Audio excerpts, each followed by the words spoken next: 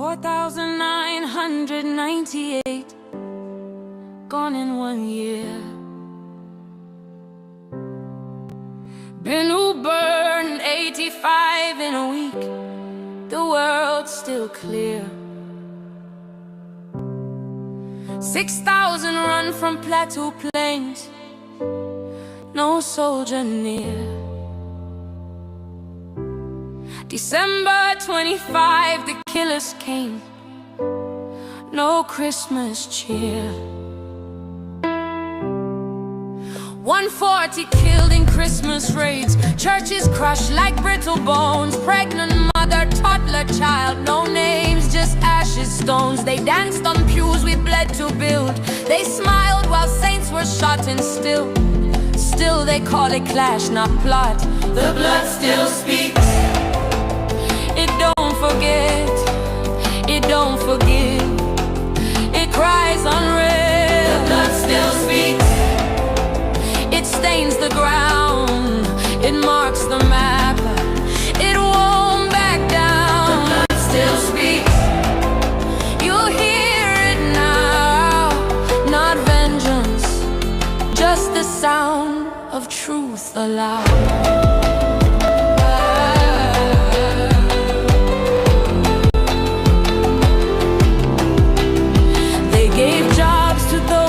Killed us, built houses for those who burned.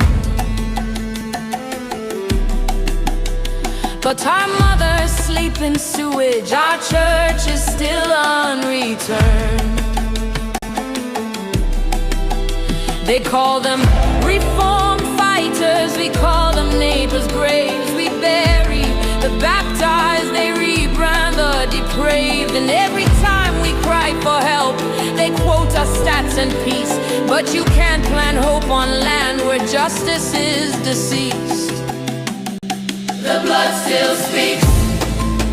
In burning fields, in Boko smoke, in Gwaza's hills. The blood still speaks. In Sunday shoes, still soaked in red, inside the pew. The blood still speaks.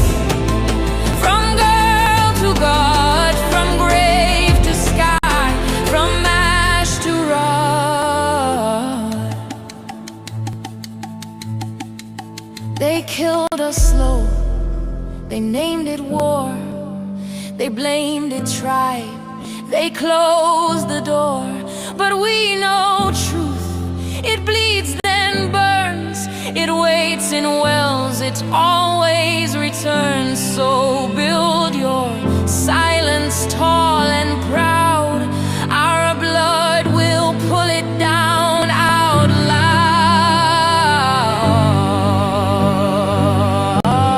The blood still speaks.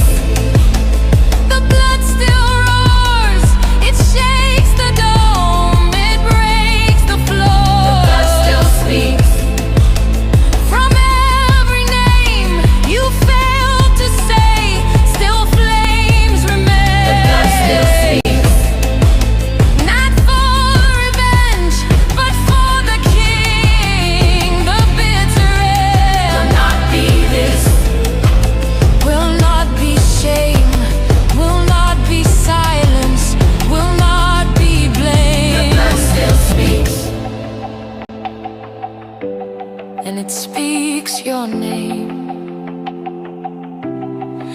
We are still here. We are not the end. We are the witness. The blood still speaks.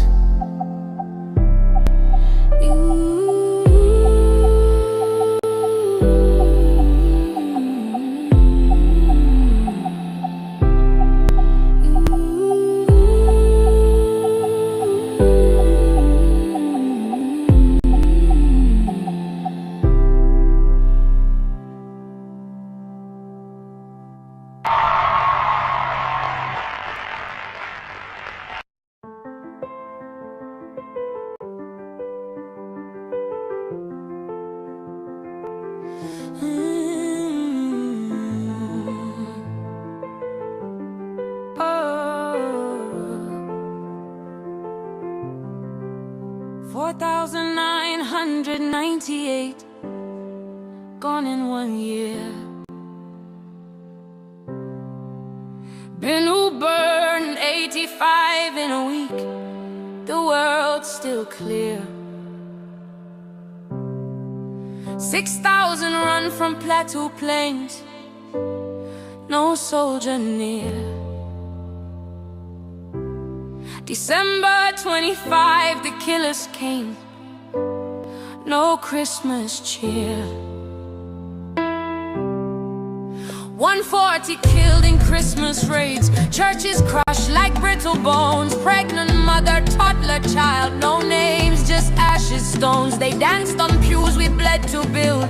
They smiled while saints were shot and still they call it clash, not plot. The blood still speaks. It don't forget. It don't forgive. It cries unreal. The blood still speaks. It stains the ground, it marks the map, it won't back down. The blood still speaks. You'll hear it now. Not vengeance, just the sound of truth aloud.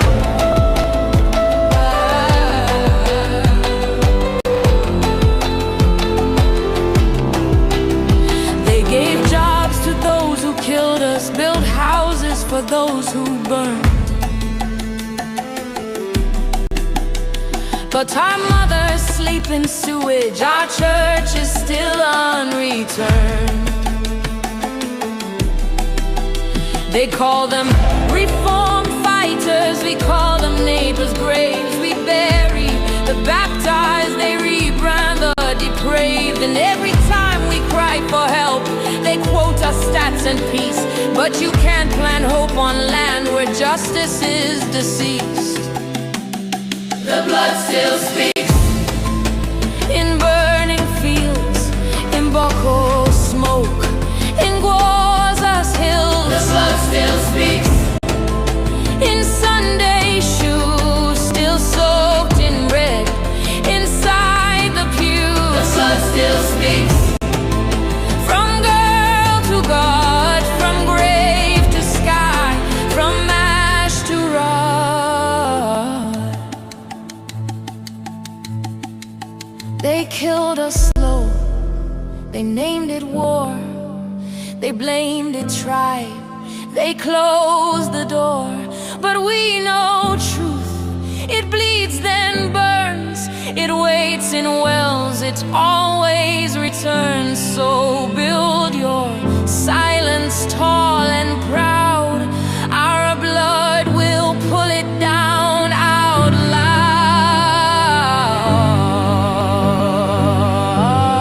The blood still speaks. The blood still roars. It shakes the dome. It breaks the floor. The blood still speaks. From every name you failed to say, still flames remain. The blood still speaks. Not for revenge, but for the king. The bitter end will not be this. Will not be shame. Will not be silence. Will not be blame. The blood still speaks. And it speaks your name. We are still here. We are not the end. We are the witness. The blood still speaks.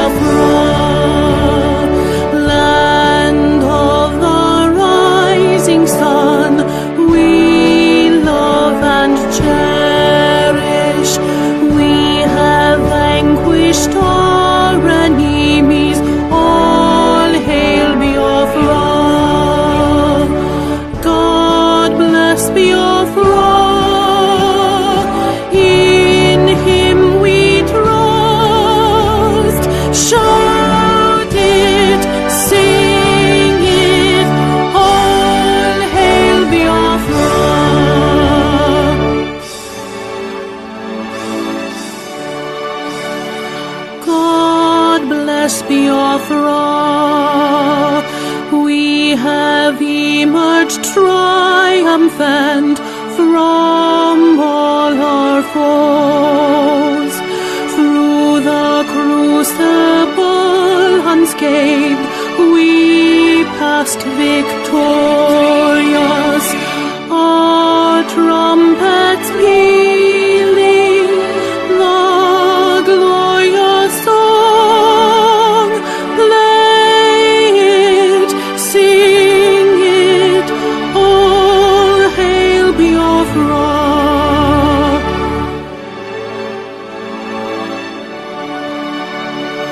Oh, hail Biafra, we shall always remember all that perished in the struggle for our freedom. All hail our heroes, our precious beings born both day and night. Say them always, all hail Biafra.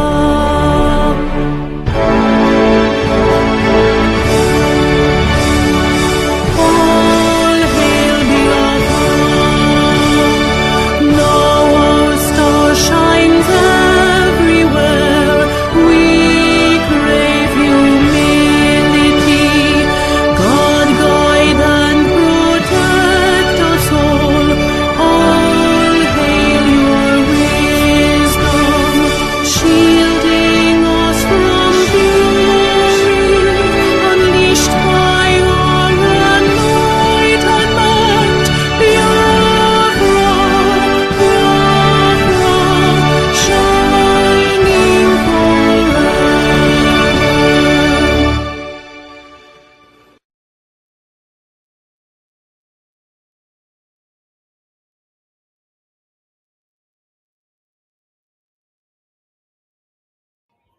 A minute silence to the fallen heroes of Biafra, and the time starts now.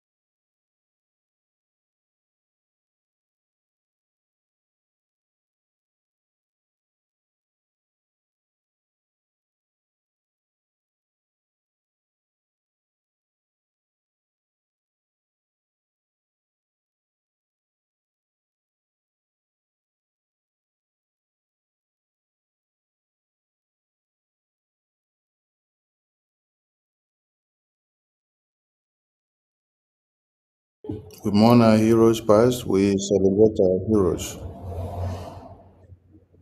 as we continue to fight on to see that Biafra is fully restored. We'll go on a break and we'll be back to continue. Okay. It's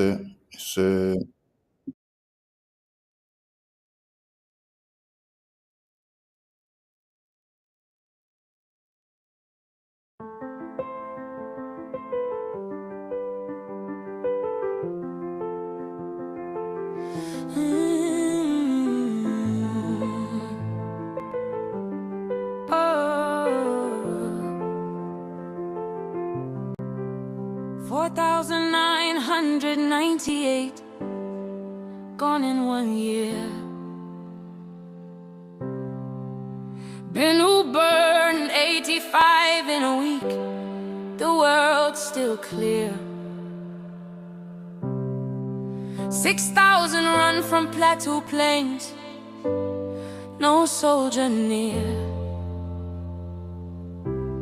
December 25, the killers came, no Christmas cheer. 140 killed in Christmas raids, churches crushed like brittle bones, pregnant mother, toddler, child, no names, just ashes, stones. They danced on pews we bled to build, they smiled while saints were shot and still they call it clash, not plot. The blood still speaks, it don't forget, it don't forgive, it cries unreal. The blood still speaks, it stains the ground, it marks the map, it won't back down. The blood still speaks, you'll hear it now, not vengeance, just the sound of truth aloud.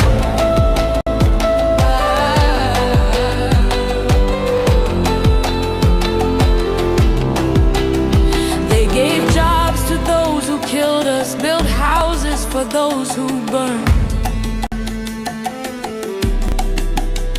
But our mothers sleep in sewage, our church is still unreturned. They call them reform fighters, we call them neighbors' graves. We bury the baptized, they rebrand the depraved. And every time we cry for help, they quote us stats and peace. But you can't plant hope on land where justice is deceased. The blood still speaks, in burning fields, in Boko smoke, in Gwaza's hills. The blood still speaks, in Sunday shoes, still soaked in red, inside the pews. The blood still speaks, from girl to God, from grave to sky, from ash to rod.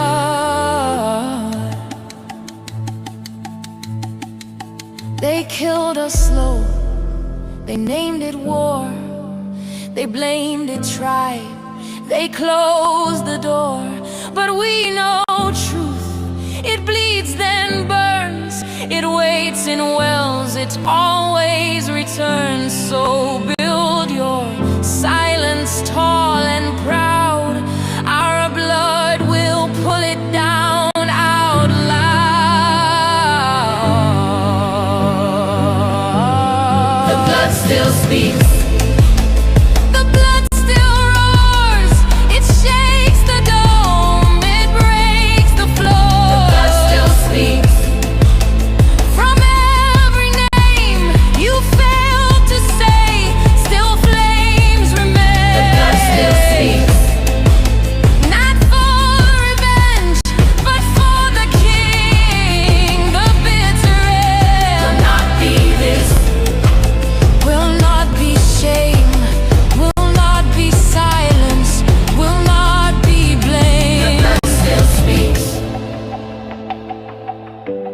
and it speaks your name.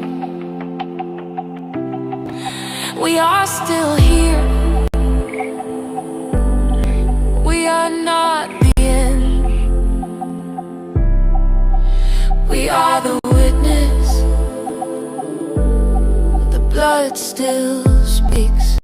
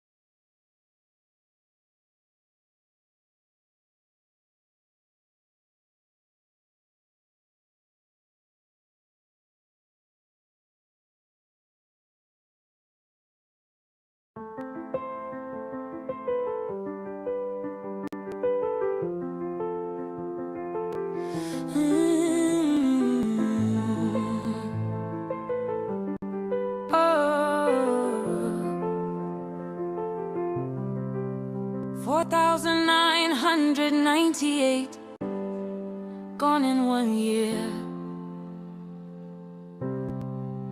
Been burned 85 in a week, the world's still clear.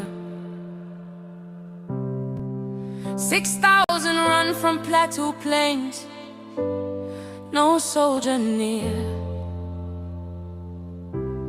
December 25, the killers came, no Christmas cheer. 140 killed in Christmas raids, churches crushed like brittle bones, pregnant mother, toddler child, no names, just ashes, stones. They danced on pews we bled to build, they smiled while saints were shot and still they call it clash, not plot. The blood still speaks, it don't forget, it don't forgive, it cries unreal. The blood still speaks, it stains the ground, it marks the map, it won't back down. The blood still speaks, you'll hear it now, not vengeance, just the sound of truth aloud.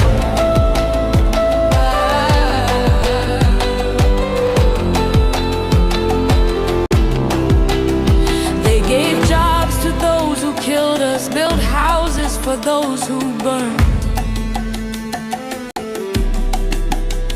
But our mothers sleep in sewage, our church is still unreturned. They call them reform fighters, we call them neighbors' graves. We bury the baptized, they rebrand the depraved. And every time we cry for help, they quote us stats and peace. But you can't plant hope on land where justice is deceased. The blood still speaks, in burning fields, in Boko smoke, in hills. The blood still speaks, in Sunday shoes, still soaked in red, inside the pews. The blood still speaks, from girl to God, from grave to sky, from ash to rod.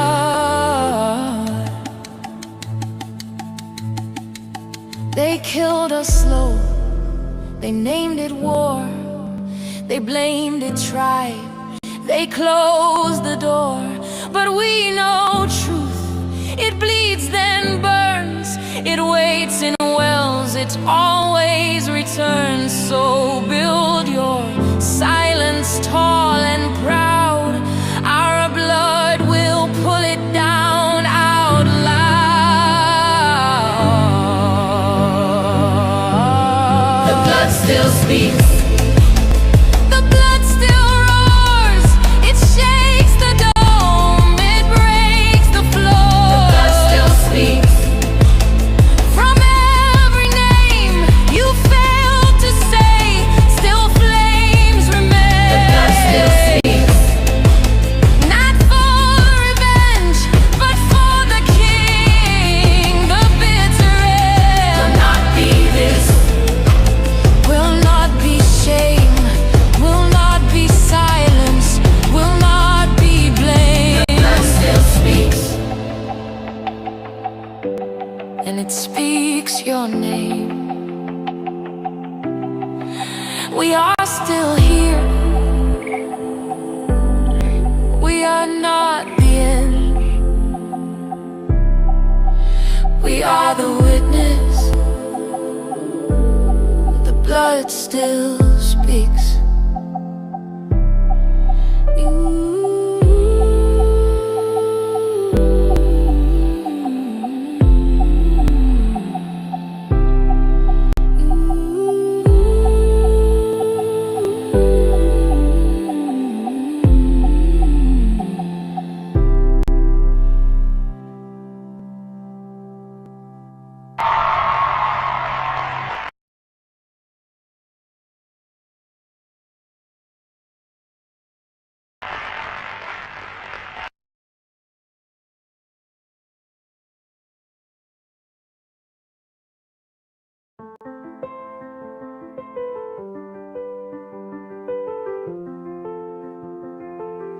Oh,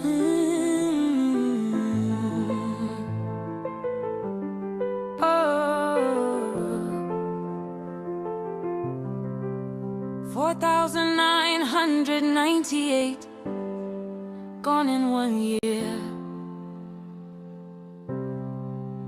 Been who burned 85 in a week. The world's still clear. 6,000 run from Plateau Plains, no soldier near. December 25, the killers came, no Christmas cheer.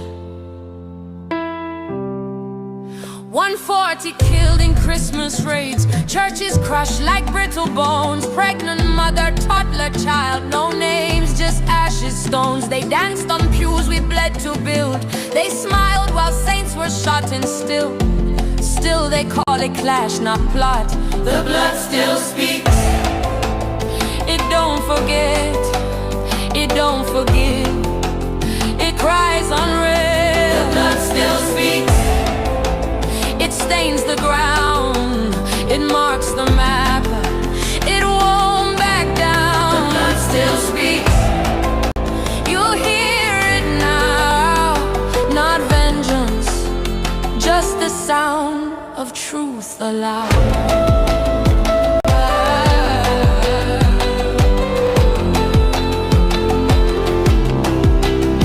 They gave jobs to those who killed us, built houses for those who burned. But our mothers sleep in sewage, our church is still unreturned.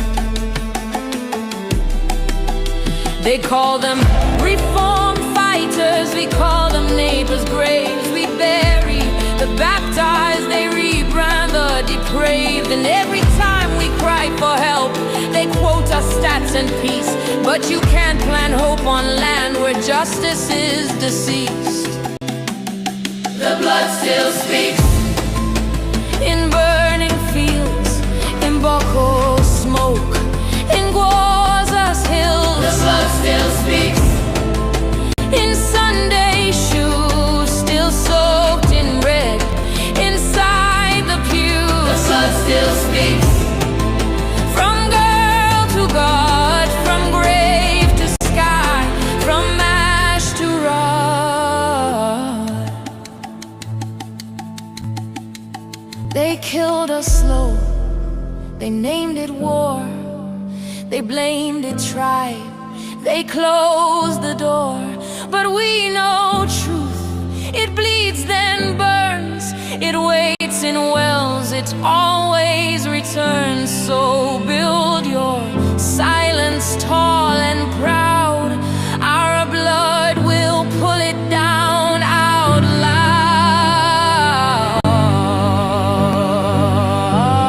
The blood still speaks,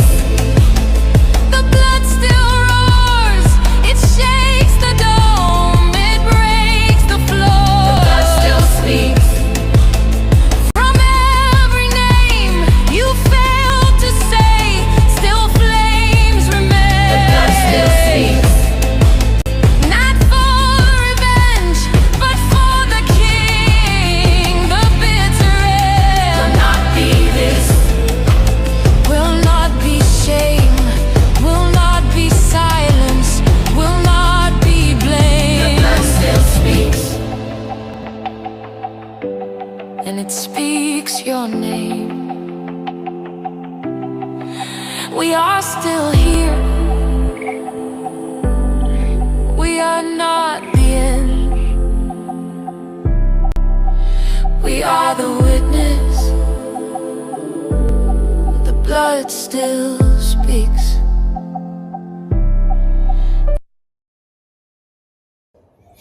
Dear word to everyone, I greet you all, and I bring you warm greetings. There is the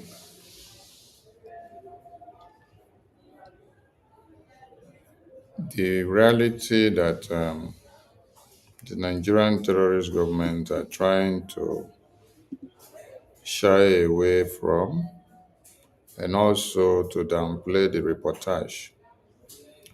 I greet the leaders that have existed before us, starting from Philip Effiong, General Ujuku, Wazirike, our heroes of 66 to 70s, Mazen Namdekanu, Ikonso, our Biafra Defense Forces, and all Biafrans that are fighting on till this very day, and our APM and the entire BRGIE cabinet, and everyone doing all they can to make sure something happens.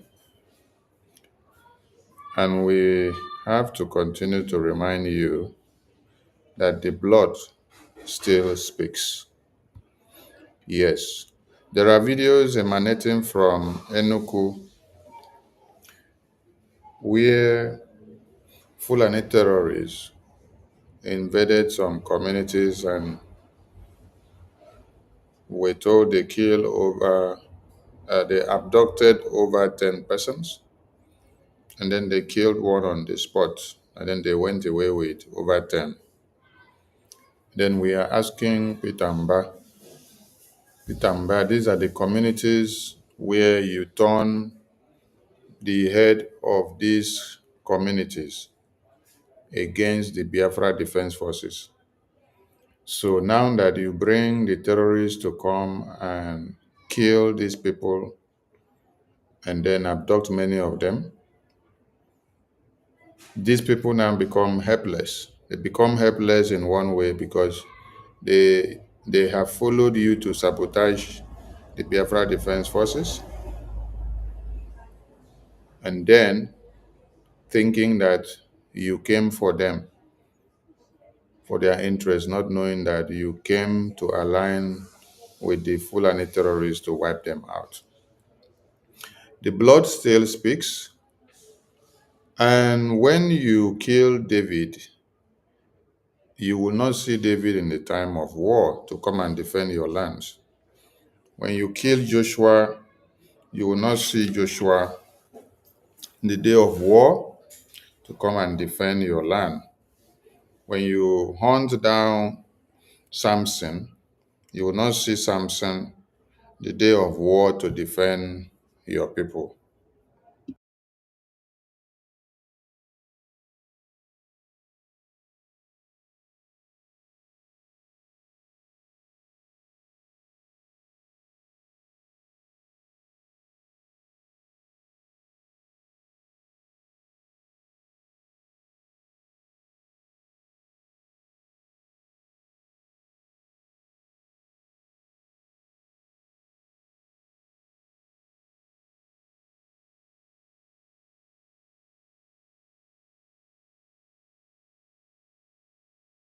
So when you saw the BRGIE in Washington, D.C., tabling the massacre, the genocide of everybody massacred in Nigeria, you understand that the massacre of Christians are not just in the north and the middle belt of Nigeria. The video you see on the screen now I'm playing is evidence of the ongoing massacre of Christians and the genocide that is happening. The blood still speaks, and it has not ended. And if you see what is on the screen there written, behind each coffin is a story. Behind each coffin is a family. Behind each coffin is a dream. Behind each coffin is a baby. Behind each coffin is a child. Behind each coffin is a mother. Behind each coffin is a father. Behind each coffin is a nephew. Behind each coffin is a niece. Behind each coffin is an uncle. Behind each coffin is an aunt. When you turn blind eyes to this tragic situation, which is against the Christians, you're not helping matters. We remain very thankful and loyal to all Biafrans that have been contributing immensely to sustain the Biafra Defense Forces in all over Biafra land. Because if you were not doing it, and if this volunteer army of Biafra did not put their lives on the line, it wouldn't have come to be. These numbers you see here buried on daily basis would have increased. But there is a challenge that needs to be put on ground, because we have come to see that in the entirety of one Nigeria, it's only the Biafran people that have some of the courage to be able to destroy the contraption called Nigeria. Because if you don't destroy the contraption will continue to destroy all of you, just like this. You will be burying your loved ones like this. You'll be burying your babies. You'll be burying your children, your wives and husband and uncles, brothers and sisters on daily basis. And when you finish, you will come back wailing and crying back to the same government who aids and abets the same Islamic jihadist terrorists that have done this to you. So it's not time for lamentation. It's not time for weeping. It's not time for uh, gnashing of teeth. It is time to brainstorm. It is time to be provoked. It is time to bring the demons out of you. It is time to do everything that you ever thought of, possibly available to do at this time to defend your babies, your women and children. In Biafra land, we have a defense mechanism, and that is the Biafra Defense Forces. We call them the Army of God. And we gather always and encourage all Biafrans to support them financially so that they can be able to curtail this kind of menace that you see here. I tell you that the people that invaded this community and killed these babies, women, and children that you see being buried here, they were not up to 100. They were not up to 100.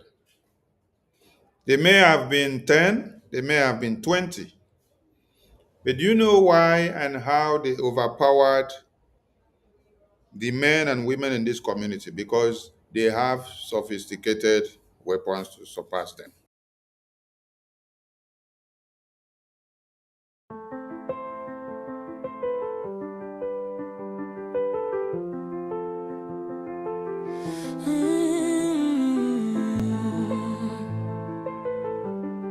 Oh,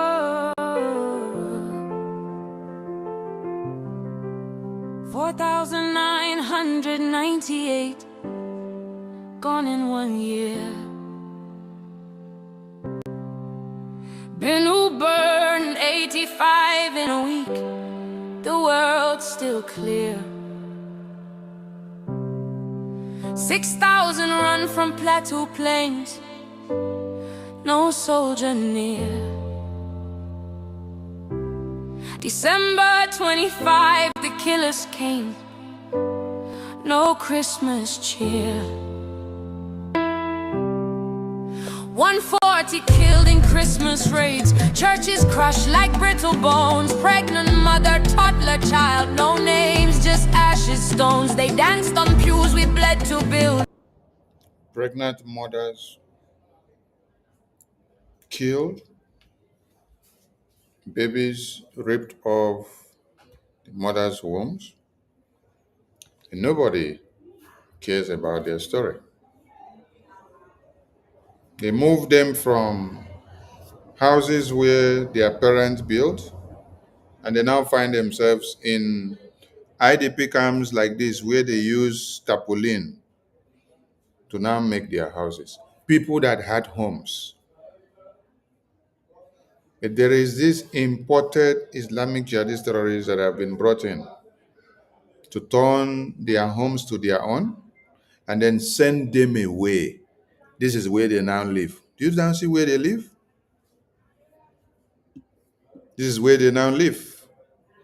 They take them away from their own real houses and bring them into this kind of places to stay.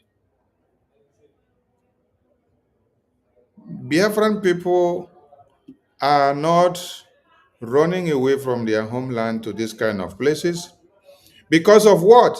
Because of the Biafra Defense Forces. Because there is a government that stood up to speak for them. It is that same government that stood up to speak for them that is still taking the matter of Biafra and Nigeria to the international community, creating awareness, drawing diplomatic lines and engagement to see that Washington, D.C. come into play. Biafra Defense Forces have been doing a lot. And if you see why and how the Nigerian terrorist government are going after them to kill all of them, it is because Biafra Defense Forces are stopping this genocide from happening in Biafra land everywhere and on daily basis. That's why. If you see the reason why Mazi Nnamdi Kanu was kidnapped, because he formed ESN and was preaching to everybody that these terrorists are coming and that you need to arise and defend yourself. So basically, Mazi Nnamdi Kanu was kidnapped because of stopping this genocide happening in Biafra land. And the same genocide is happening in every part of Nigeria now. That is why all these Nigerian people now have come to the understanding and knowledge that Mazi Nnamdi Kanu was right. And so that brings us to all of them throwing their support to the release of Mazi Nnamdi Kanu now. When Mazi Nnamdi Kanu was kidnapped in Kenya and brought to Nigeria, they celebrated the victory on the national television of Nigeria. They spoke in Fude Fude, a language that you in the East and West do not understand. They spoke in the language which only Northerners understands, to explain the modus operandi of how they kidnapped Mazi Nnamdi Kanu and brought him to Nigeria. So you were like the goat, while the Northerners of Nigeria were like the undertakers that plays the fast game. Are you getting the point? Today, that same mouth that you people sang the praises of Nigerian terrorist government for the kidnapping of Mazi Nnamdi Kanu, it is that same mouth that you all use today to sing to the release of Mazi Nnamdi Kanu. It was sweet and melodious when you guys were singing joyously to the kidnap of Mazi Nnamdi Kanu. And it's now time for all of you to still sing again to his release. And what do we gain and what do we lose if we don't support anyone that is also calling for the freedom of Biafra at this very time? It doesn't really matter whether the reality have come to face everyone before they wake up to realize that we have been right. But what matters is our collective interest. Because you call for the freedom of Biafra today, or you don't call for the freedom of Biafra today, I want to ask you, does it stop this blood to still speak? If you call for the freedom of Biafra or you refuse to call, you shy away from it today in Nigeria, does this blood that is speaking stops? Does this blood that is speaking in Benue stop? Does the blood that is speaking in Niger State stop? Does the blood that is speaking in Zamfara, Plateau stop? Plateau State have been the highest heated since 2023 to this day because they were all living in denial. They did not realize and understand what was coming to them. When you read the Funam memo in whether 2015 or 2020 or 2019 when they released, they said their first hit and target is to enter the middle belt. They will use the middle belt, destroy the middle belt and crush them. After they have now taken over the middle belt land, that is where they will now stand and base and launch the attack. They will stay in the middle belt land, take it over, then launch the attack to the west, launch the attack to the eastern part, while the northern part will be their main base. But they need to come into the middle belt region of Nigeria and then take it as a camping zone. That is where they will now stand to be launching the attack to the Yoruba land. They will be standing there to launch the attack into the Biafra land. When Mazi Nnamdi Kanu got this message, the first thing he did was to bring it to Radio Biafra and preach it and explain and sang it to all Biafrans that the message is here, do not go to sleep. Biafran people took it serious. And that is why we are not burying our people like this today. That is why there is an army that is standing to stop this genocide in Biafra land. You see, when our APM had meeting with the lawmakers in the US and then they asked him, does Biafra people have an army? And then he proudly answered them, yes, Biafra people have an army. Some people did not understand that phrase. Do you now understand the advantage of having an army? That means you are ready to confront the invaders. You're ready to confront the terrorist that is coming. You have a defense mechanism for your territory. You are able to surmount everything that is coming with your army. You can control your territory because your army is the strength of a nation. Does the Middle Beltans have an army? Does the Yoruba land have an army? Does Benue people have an army? Some Plateau, do they have an army? They have all been disarmed by the Nigerian terrorist government. You will see a video where the people of Benue are lamenting and say, the Nigerian army came to disarm us. And they do this immediately they know that the Boko Haram terrorists are coming to wipe us out. And after they finish, there is a signal given to the Boko Haram terrorists, they will come in and wipe our people, kill all of them. So you see there is a collaboration. And everything is corroborated by the Nigerian terrorist army and the Boko Haram themselves. So,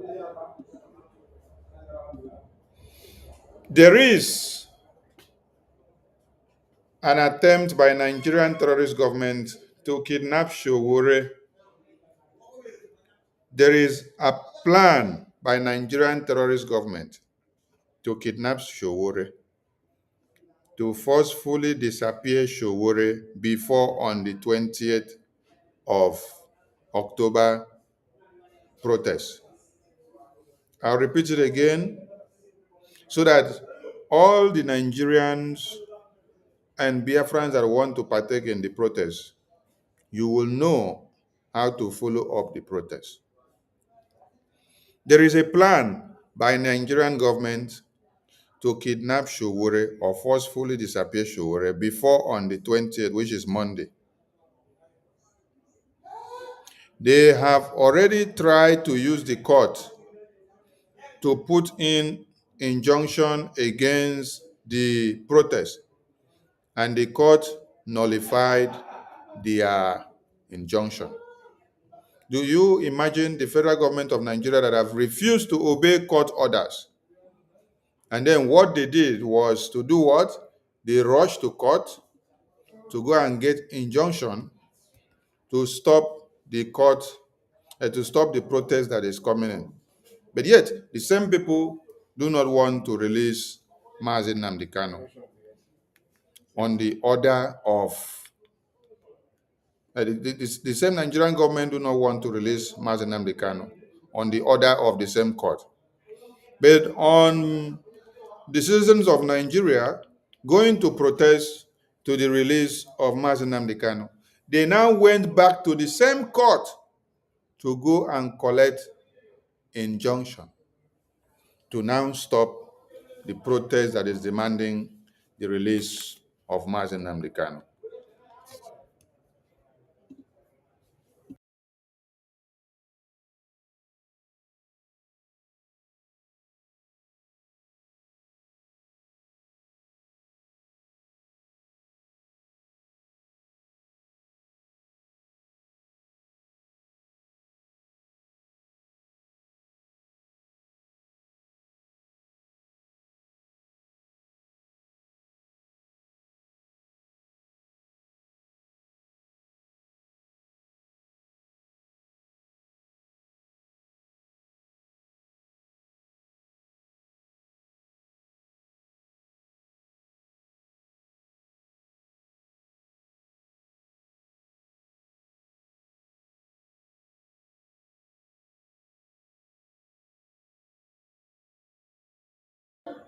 If you can see what is on the screen, this is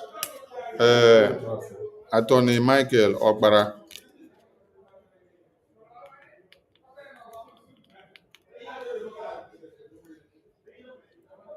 stating what the Nigerian terrorist government did.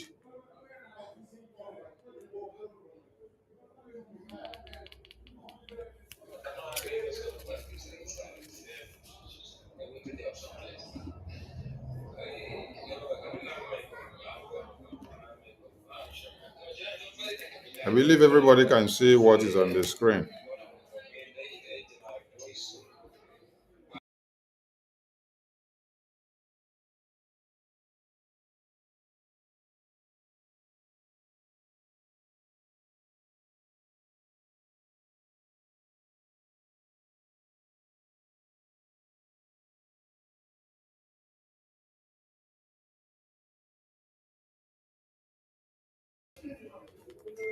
Okay.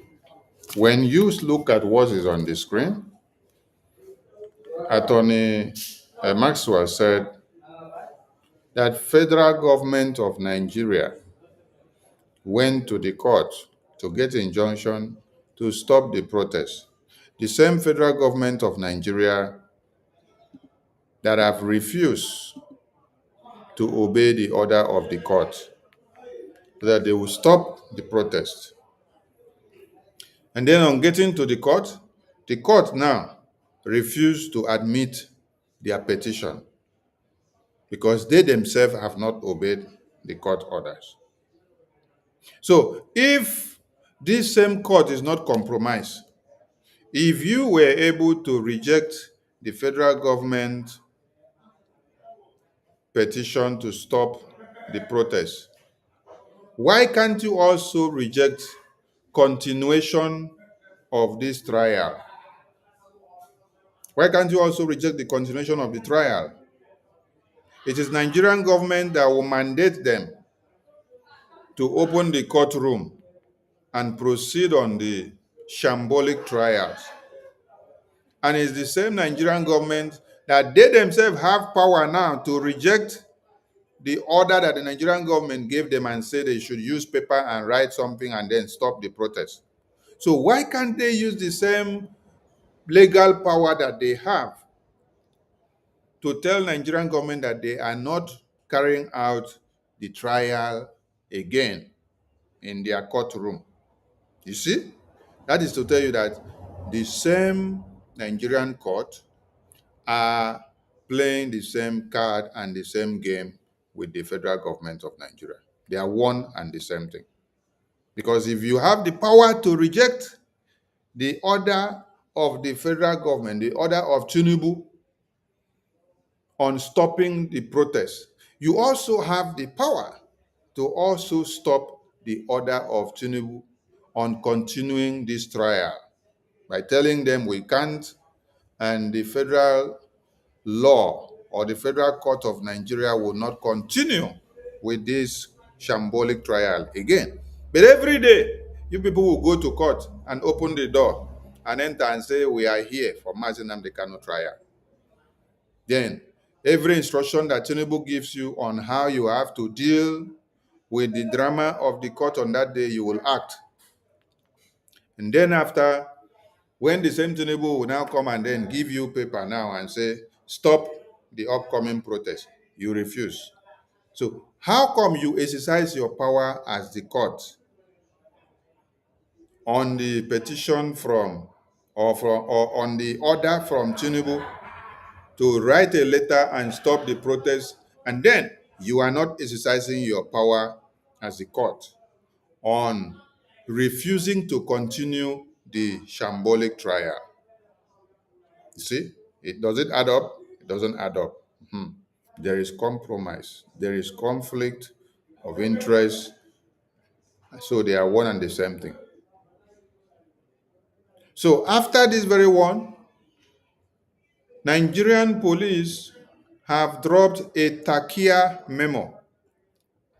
And the Takia memo they have dropped is that they are communicating to the police that they should lock themselves in the barracks. This is the same memo. This is the same police wireless message and army wireless message that were given during the NSAS. Yes. Before or few days to the NSAS protest at Lekki, the Nigerian army, the Nigerian police, they gave this same wireless message to their personnel that they should stay in and they should ensure there is strict compliance and there is no breakdown of law. At the end of the day, it is the same government that called on the battalion, called on the police, called on the governor and say, send the army and police, let them go and shoot at the armless protesters waving Nigerian flag.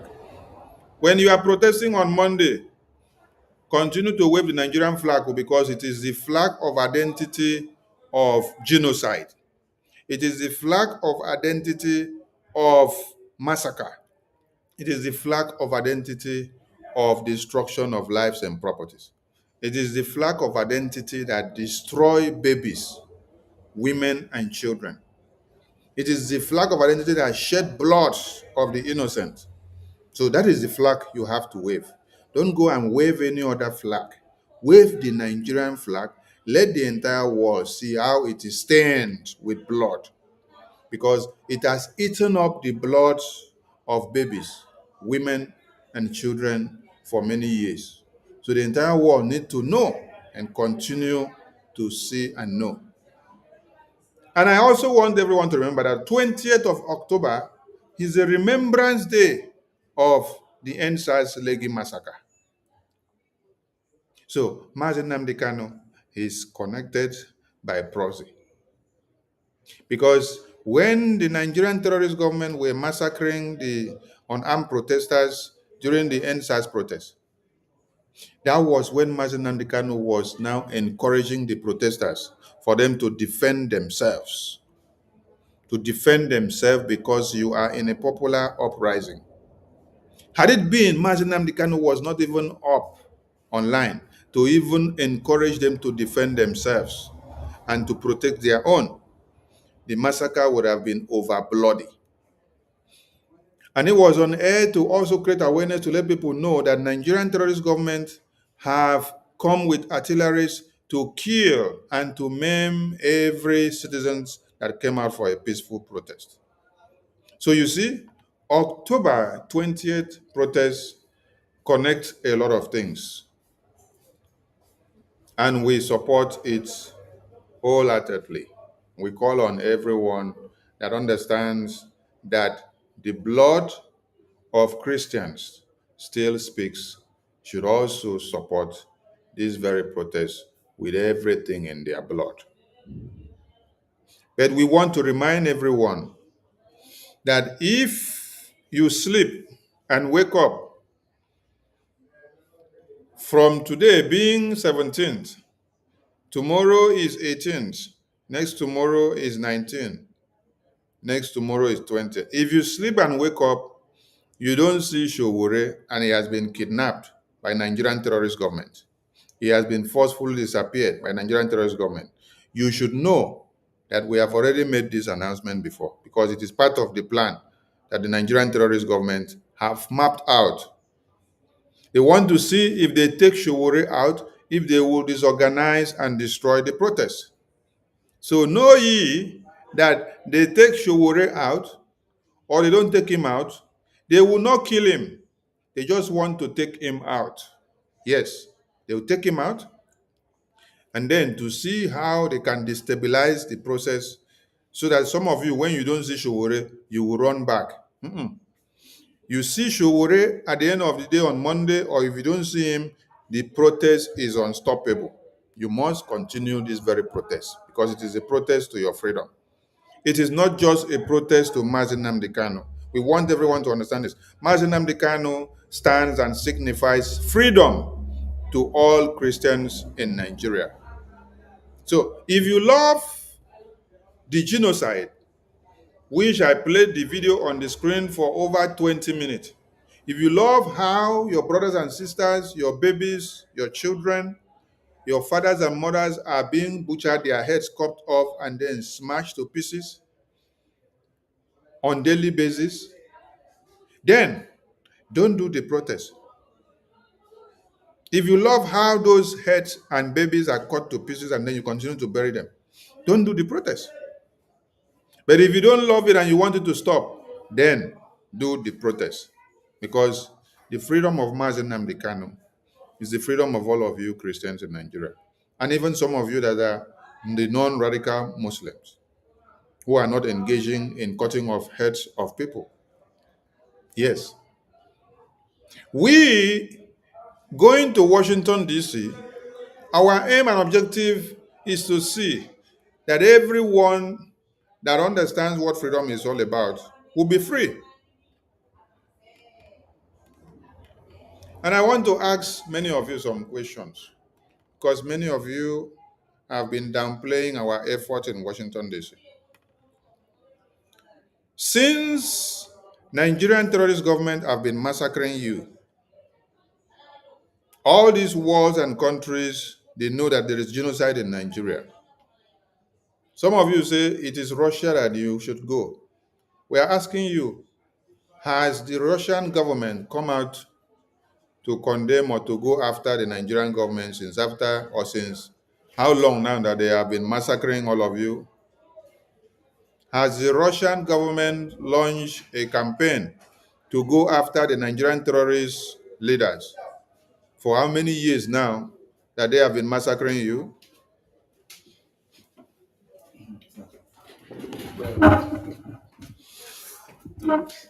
Has the Russian government gone after the Nigerian terrorist government for many years now that they have been massacring you? What has the Russian government done so far for you? Canada government have held Nigeria on their neck. They declared the APC and the PDP government a terrorist government. Now, under Donald Trump's administration before Joe Biden came in, he put Nigeria on where? the list of countries of particular concern before Joe Biden came and removed them. Did Russia government not exist since that time? Russia government has not existed since 2020, since 2002, since 2006. What has Russian government done for you? Some of you actually claims you know much and it is only Russia that have the solution. But let us see the track record of what Russia has come to do for you. For over how long now that the Nigerian government have been massacring you? Which country has ever been speaking and placing sanctions on Nigeria? Is it Russia? Show me one sanction that Russia has placed on Nigeria since 2002 that Nigerian government have been massacring you. We just want to know. Because when we see this track record, we know, okay, Russia have done this against Nigeria because of the massacre of Christians. So now we can go ahead to this side and do this. So now we can go ahead to this side and do this. We're asking a simple question.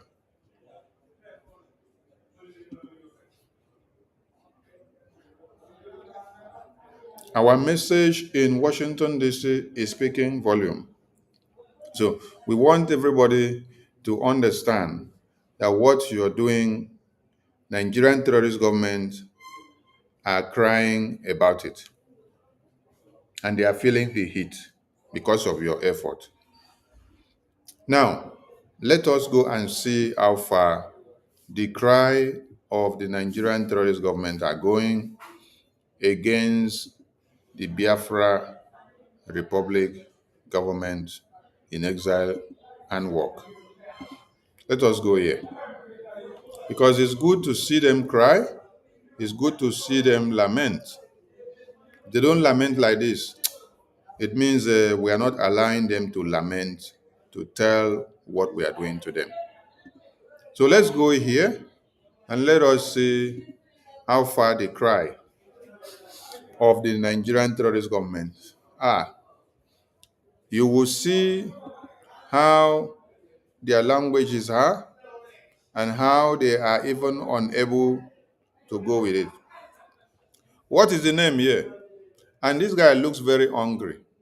When you see his tie and his small baby wey never mature, talk less of grow. They like say he just begin dey start work. Be like say na him first work na him be this one for Tinubu administration. Anyway, they say he is the senior special assistant to the Nigerian president. Senior special assistant to the Nigerian president. So he is trying to showcase his prowess. He's trying to showcase how good he is by using Biafra Republic government in exile to start his article. So that baby, Madam K, you're laughing at that baby. At least if to say that in baby, he fool like this my own now. I go talk say okay. But that in baby, you don't fool like this my own. That's the problem. So this kind baby, he dey like a poor man baby, where we say he never chop belle food. Then he just dey start to see how far or wetin he go take touch body. See this kind baby so. Now all these small boys wey just dey start life wey they go give them maybe first career attempt for them to prove themselves. First career attempt for them to prove themselves and see how far they are going.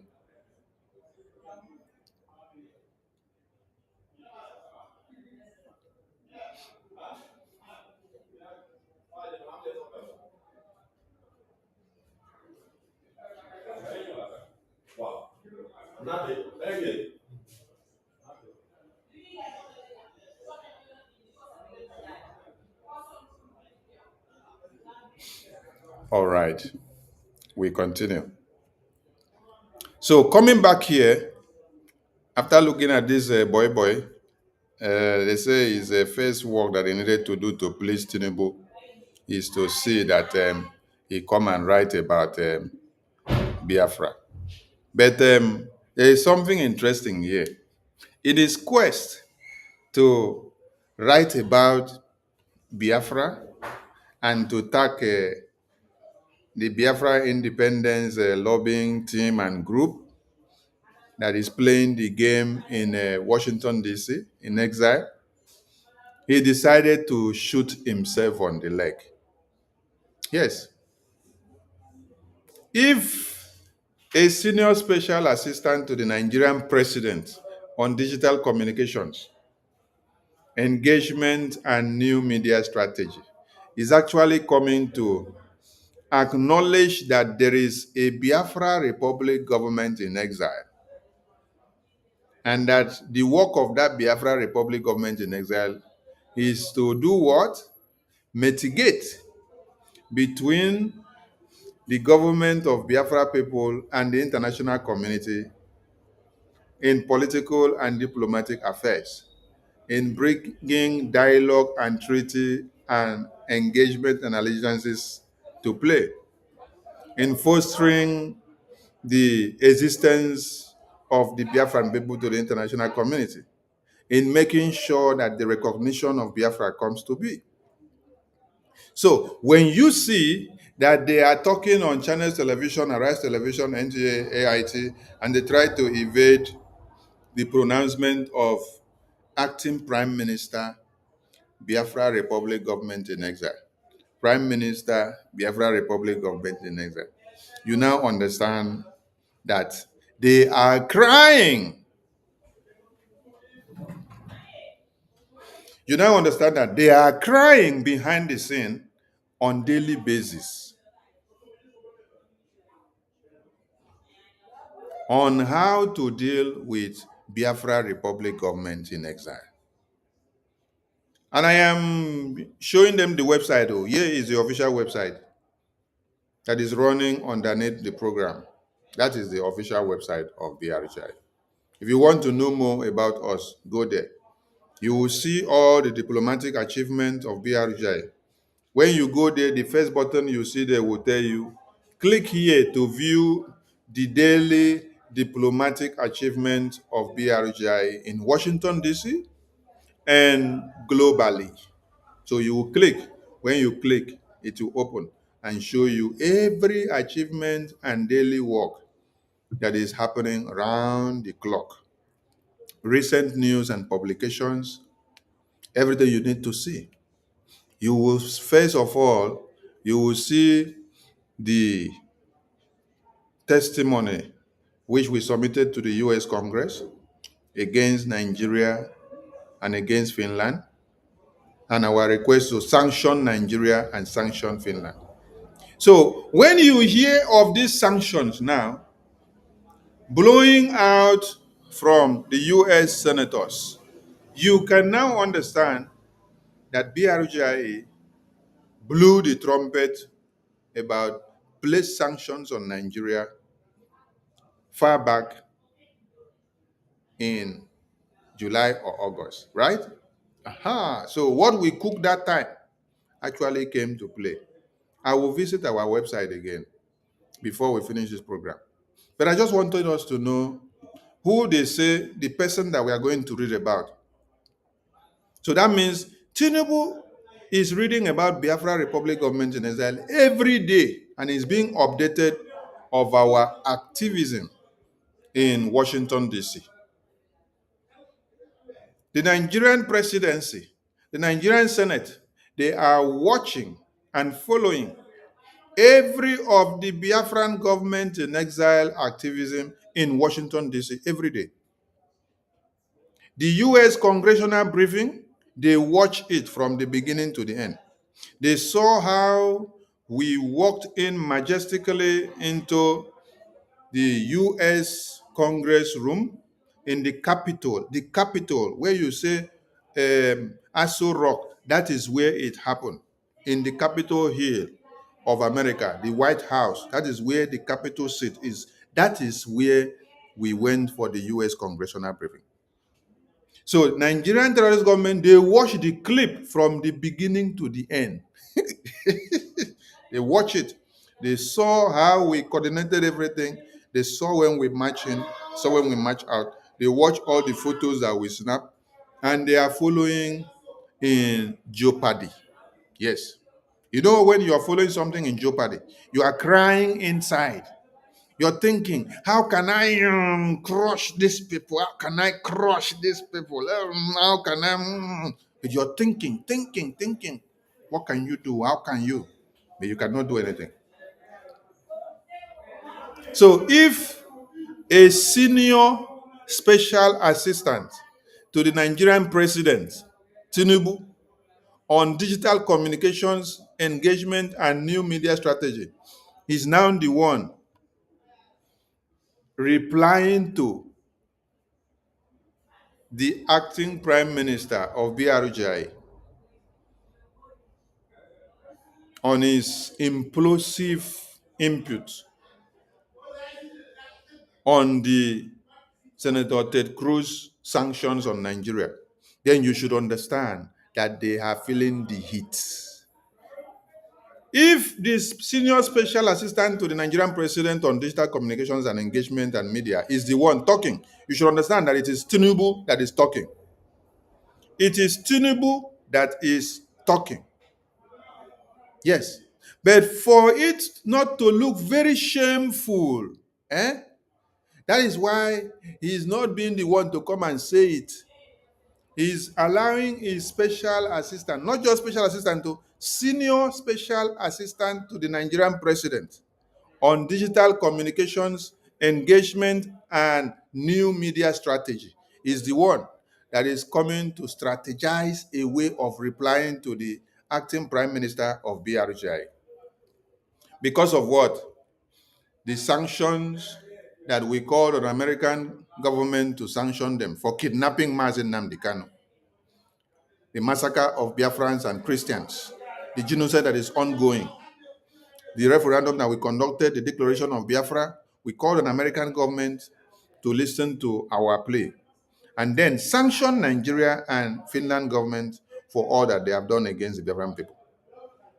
All the sanctions that we stipulated there, they were taking us for a joke. But today, can you see it now? The US congressional briefing, they went and took record and watched. The explosive testimony which we submitted to. That is why maybe tomorrow I will have time now to now open the... Now that Nigerian government have now come out openly to acknowledge that they read through the explosive testimony that BRGIE submitted to the US government. Now that they have come out, the presidency of Nigeria have come out to say, yes, they are aware, they see what we are doing. They read through the explosive testimony. Now that they have come out openly to accept now, to also acknowledge the work that BRGI are doing in Washington, D.C. Now that they have come out to, I will now go and open that congressional testimony now. We will come and open it and read it for them. As we are reading, we will be connecting the dots to this press briefing from the senior special assistant to the Nigerian president on digital communications, engagement, and new media strategy. Yes, because it is Tinubu that is speaking here now against the sanctions that we submitted to American government to apply to the Nigerian terrorist government. So they are like replying to what we submitted to the American government. You see, this congressional testimony of Biafra has brought all the enemies of Biafra together. This is the opportunity that it has brought all the enemies of Biafra together.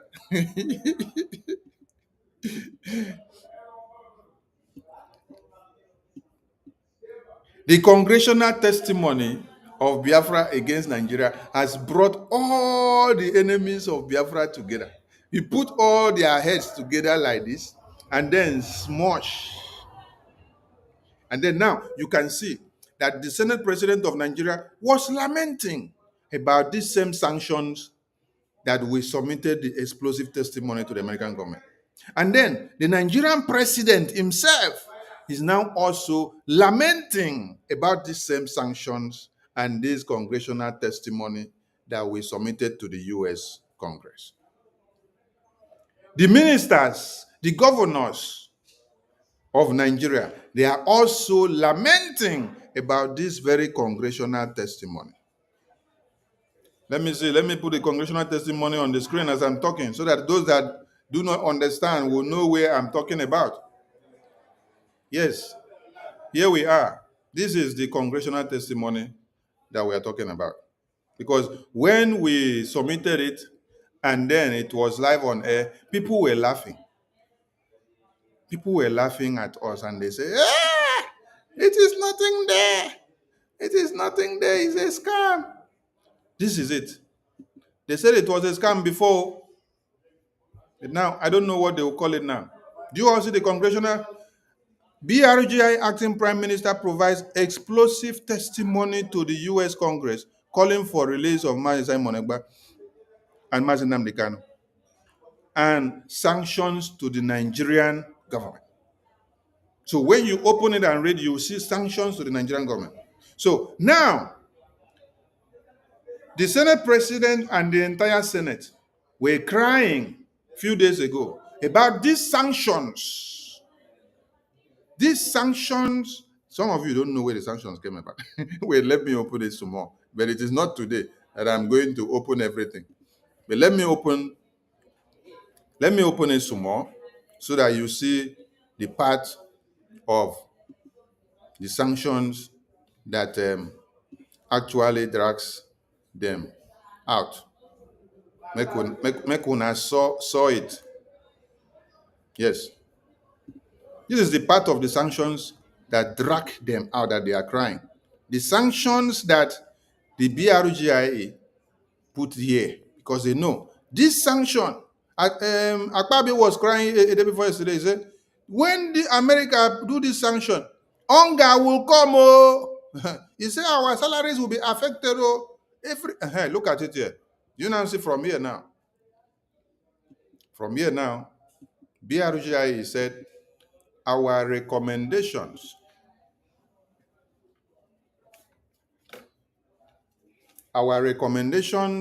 on the basis of the foregoing are as follows. We most respectfully request for the following. Can you see it on the screen? Okay. Here is the sanctions. So these are the sanctions on the screen. When you heard Akpabio cry about the sanctions did not come from heaven. The sanctions came from what Biafran government in exile submitted to the US government. This is what Akpabio was crying about. And this is what President Tinubu is also crying about. So when you heard them cry that the sanctions that is coming is going to affect us, so you ask, where did the sanction come out from? The sanctions came from here.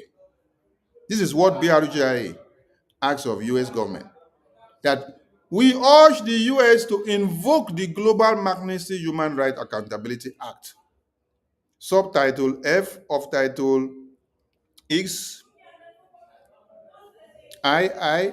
of PL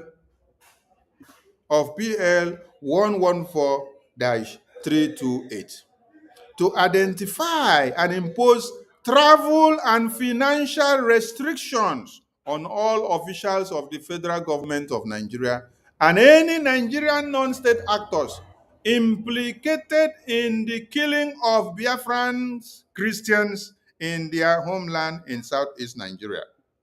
Do you now see where the cry? Do you now see where the cry of the Nigerian government were coming from? Do you now see how the Senate chambers were crying that this sanction that America is going to put on them is going to affect them more? So somebody will ask, where are these sanctions coming up from? Who submitted idea of sanctions to US government that Nigeria should be sanctioned? That is why BRGIE told you people we are responsible in supplying all the information to make sure Nigeria is sanctioned and their officials. You see? Then we went on again. Second, we urged the US government, including through targeted sanctions or tariffs, to pressure the Nigerian government to release Mazi Nnamdi Kanu and allow him safe passage out of Nigeria. Are you people seeing all the sanctions? They didn't play the show, small. Now they say, this is how you slept and woke up and saw how American lawmakers are shooting all the bullets against Nigeria now. Some of you think that it is magic. No, it was no magic. So I will take you back again to our website to see the date. To see the date that we made this publication. This thing was submitted since June. Look at it. This was submitted since June. Since June. But when the US government, after review, come to publish it, we got it on the internet available around when? On their internet, around, let me see, around when was it brought? Okay, that was in July 29. Around July 29, that was when it came out to their website. After they have assessed and review it and see every evidence that we presented, that they were just and okay. So before the US Congress will accept a petition that you are putting against another country or a testimony, and then they review it and then later accepted it and put it in their official website, hey, you should know that something is going on. No be kwe people go meet US government, submit something against Nigeria, and then they will listen to you. No! That is why when Mazi Nnamdi Kanu was talking in the court, he said, support the ambassadors of Biafra. Do you know who the ambassadors of Biafra are?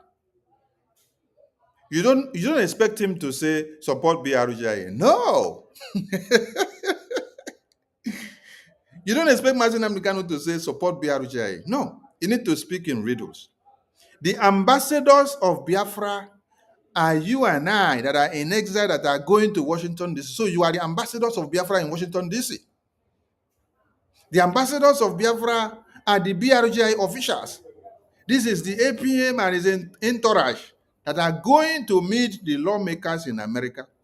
All of you that are contributing to make sure there is 50 cents, 100 cents, 1,000, 2,000 for us to pay the lobbies to make sure that this work is happening in Washington, D.C. You are the ambassadors that Mazi Nnamdi Kanu was talking about. So he said Biafrans should go and support and do fundraising where the ambassadors of Biafra are. Because these ambassadors of Biafra, they are doing something in Washington, D.C. and it is speaking volume. Do you get the point? And he is getting the message. Mazi Nnamdi Kanu is getting the message. That is why he passed a message to Biafrans and said, go and support the ambassadors of Biafra in raising funds, in whatever they are doing. Because they are doing wonders, and their wonders are coming to play. He is there in detention. But the ambassadors of Biafra, which are BRGIE in Washington, D.C., were already writing petition to the US government on his behalf without him even knowing that the ambassadors of Biafra have him on their book.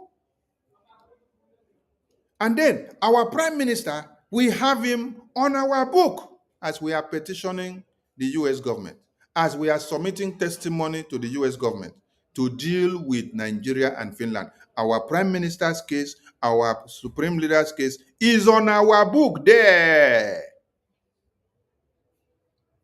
I want to ask all of you, who has done this kind of thing that the ambassadors of Biafra, BRGIE, have done since Mazi Nnamdi Kanu was kidnapped, since our prime minister was in prison or detained in November, who have done what BRGIE under Okechukwu Nkere, the acting prime minister, has done now to the American government? Who has done it? Nobody. So, who are you supposed to follow? You're supposed to follow UNORO, the ambassadors of Biafra in Washington, D.C. The ambassadors of Biafra in Washington, D.C., ably led by the acting prime minister, and with a very viable and able attorney and lobbying team, Mazi Elias and Attorney Dabiri. God bless the day you guys located the Biafran prime minister, because, hey, you guys have been a blessing to us. The kind of blessing that you have been to us is the one that we did not even imagine that you guys would be, especially at this very trying moment, at these very trying hours. You guys have been a pillar to the Biafran people. With all the bullets that has been thrown at you, you just absorb the bullet as if you are a Biafran. You just absorb the bullet as if you are a Biafran. Thank you. So, for those of you that may not know how Nigerian government cry and where it is coming from, it is the BRGI. That is why I've not come before to open this Pandora congressional testimony. But now that I was waiting for Nigerian government to officially start crying, and we saw it in the National Assembly. The Senate President and his entire cabinet, they were crying about the sanctions. Then today, the President of Nigeria also started crying. So it is time for us to come and open our congressional testimony to the United States, to everybody to see. We want to connect the dots and let them know that that cry that the presidency of Nigeria is crying about the sanctions and the genocide on Christians, that this is the book that contains the food and everything. This is where it emanated from. So we want to remind them, so that when they are crying, they will connect the dots very well. So, what was the next point? The next point was that the US government to pressure the government of Finland, including through targeted sanctions and tariffs, to end its politically motivated trial against the pro-activist, our Prime Minister Simon Ekpa. Number 4, we urge the United States to deny all bilateral assistance to officials of the government of Nigeria if it continues to engage in transnational repression against the pro-Biafra activists, and if Simon Ekpa and Nnamdi Kanu continue to be held in detention. Do you people now see what BRGIE did and how far BRGIE went? This is happening under BRGIE, under Okechukwu Nkere as the acting prime minister. And then we cap up our story by telling you, please reach out to ourselves as well as voices in, as well as our voices in Washington, D.C. International Attorney Dabiri and Washington, and DC political consultant Elias Gerasoldis of Moran Global Strategies, if you needed additional information. Sincerely, Mr. Okechukwu Nkere, Biafran American political and human rights activist. You see how American government knows our acting prime minister. Some of you are calling him criminal, but American government knows him as a Biafran American political and human rights activist. Can you see the way they address him? Yes, because some of you now don't have respect for our acting prime minister. But American government, the American Congress, they have enormous respect for our acting prime minister. See how they address him.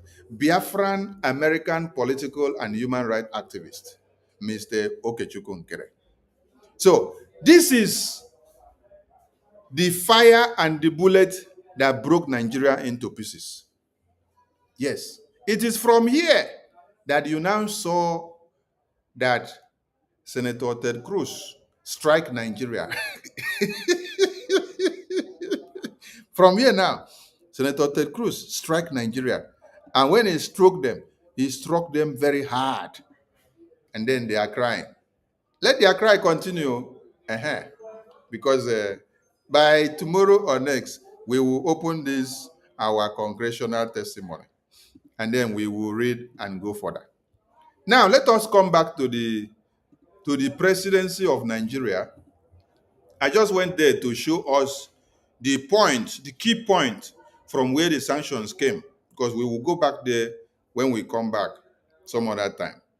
Not too far this week, because they have already started crying about the sanctions and everything that we submitted to the US government. So it is the right time now to open that book and start reading it for them and show everybody. So now, this is the president of Nigeria speaking now. President of Nigeria is speaking now. You see? Okra is a senior special assistant to the Nigerian president on digital communications, engagement, and new media strategy. So let us now go and see what he wrote.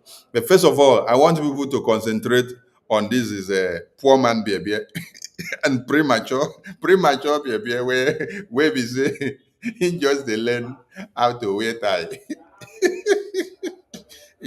My guy just learn how to wear tie. And he won't go use Biafra government in exile take shine. He won't use Biafra take shine so that Tinubu go say he knows his work. So you have to use Biafra government to take shine and start your work. You see this in Biabia, very hungry Biabia. Maybe this is his first line of job for Tinubu. Give him job, make it test and make it see.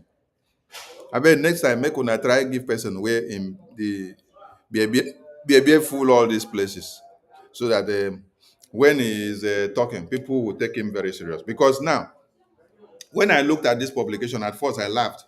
I said, "Hey, see the person where they say make he come speak for Nigerian president. You're not speaking for Nigerian president on another matter. You're speaking for Nigerian president on the matter of Biafra. Which kind fuck up be this? Which kind fuck up be this?" But as we continue, we'll see how far it goes.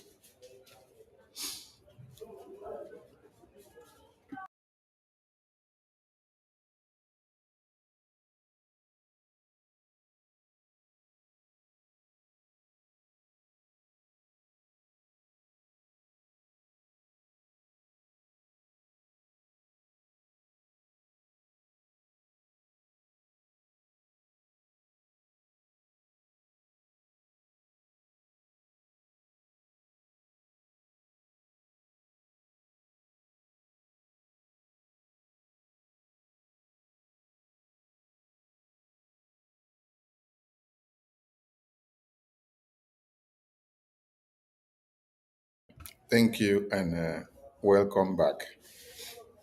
So now BRGIE is shot very hard and Nigerians are crying. So this is what this small boy wrote.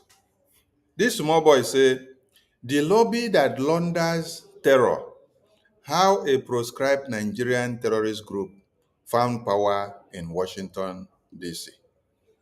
This is what this boy wrote to. This is how he disgraced his boss in his write-up. A small write-up that Tinubu gave him to test how good he is, he now spoiled everything. Because BRGIE is not proscribed in Nigeria, is not registered in Nigeria. So I don't know how BRGIE now becomes a terrorist to the Nigerian government.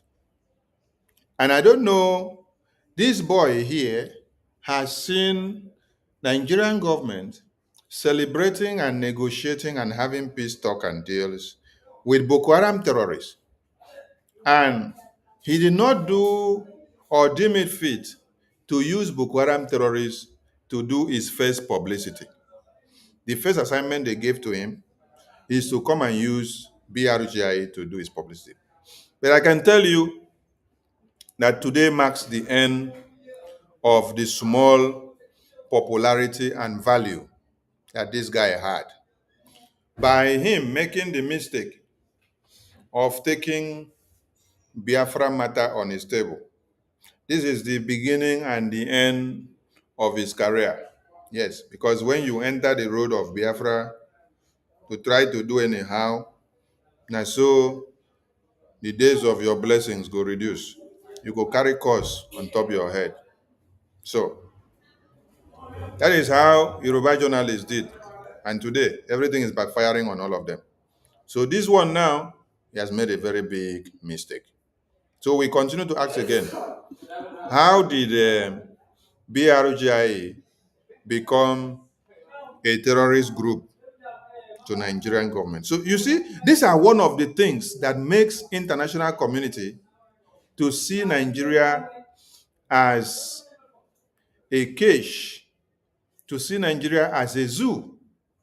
Because anybody that stands up to speak against the injustice in Nigeria, you stand up and then you say they are terrorists.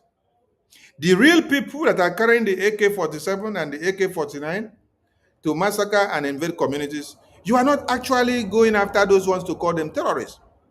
But the one that is speaking with mouth, mere mouth, to tell people the truth, that is the one you call terrorist. But the one that carries the AK-47 and invade communities, desolate, kill babies, women and children. The video I showed before, this video here, let me see if I can see it again to bring it to the screen. This video here is carried out by the real terrorists. It's the real terrorists that committed these crimes here. These are babies, women, and children that have been massacred. But you see that this same President Tinubu's government and the previous government, they are shaking hands with these very terrorists. And they are enjoying the show. They are shaking hands like this with these same terrorists. You see? But you, that is not a terrorist, who is just speaking with your mouth and exposing what is happening, they are now calling you terrorists. Why? Because you are exposing their evil crimes. So we have come again. Oh, if you like, all of you call us terrorists. You see, it is a badge of honor for you to call us terrorists because we are actually fighting a just cause. And we have hitted you people on the right point of the block cause where they pen on that. Because if we did not drag you guys all the way to the US Congress, will you people have the courage and mind to resolve that we are terrorists? No. Because you have seen that our good work have gone very far. Now you wake up and realize that we are not joking. Now you now understand that what you guys have been doing before have been jokes, and lie. So now that we have taken the message far and it has gone further and it has entered the US lawmakers' mouth and their table, and they are speaking about it and they are making it to be the way it should be. Hey, when I know fit rest now. Now, all of you are calling us terrorists. So we are a new terrorist group that are in Washington, D.C.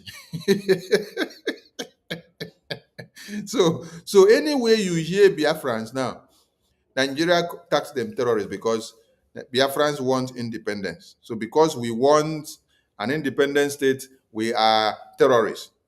But Boko Haram terrorists who are actually maiming and taking over communities, causing everybody to wail and gnash their teeth on every day and cry, those ones are not terrorists.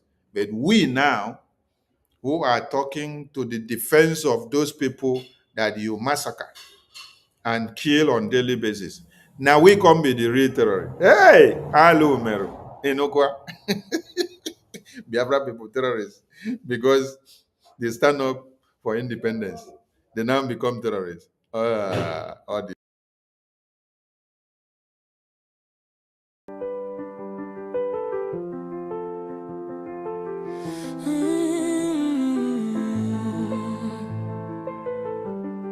Oh, 4,998 gone in 1 year.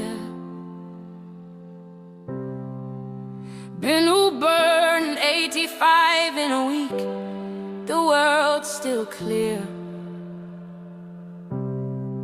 6,000 run from Plateau Plains, no soldier near. December 25, the killers came, no Christmas cheer. 140 killed in Christmas raids, churches crushed like brittle bones, pregnant mother, toddler, child, no names, just ashes, stones. They danced on pews we bled to build, they smiled while saints were shot and still they call it clash, not plot.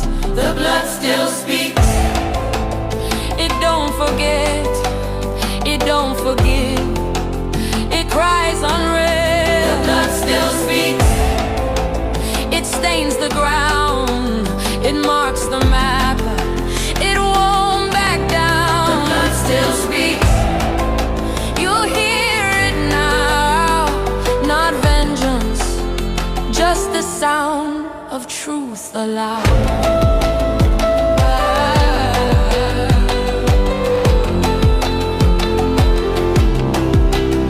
They gave jobs to those who killed us, built houses for those who burned. But our mothers sleep in sewage, our church is still unreturned. They call them reform fighters, we call them neighbors' graves. We bury the baptized, they rebrand the depraved. And every time we cry for help, they quote us stats and peace. But you can't plant hope on land where justice is deceased. The blood still speaks, in burning fields, in Boko smoke, in NGOZI's hills. The blood still speaks, in Sunday shoes, still soaked in red, inside the pews. The blood still speaks, from girl to God, from grave to sky, from ash to rod.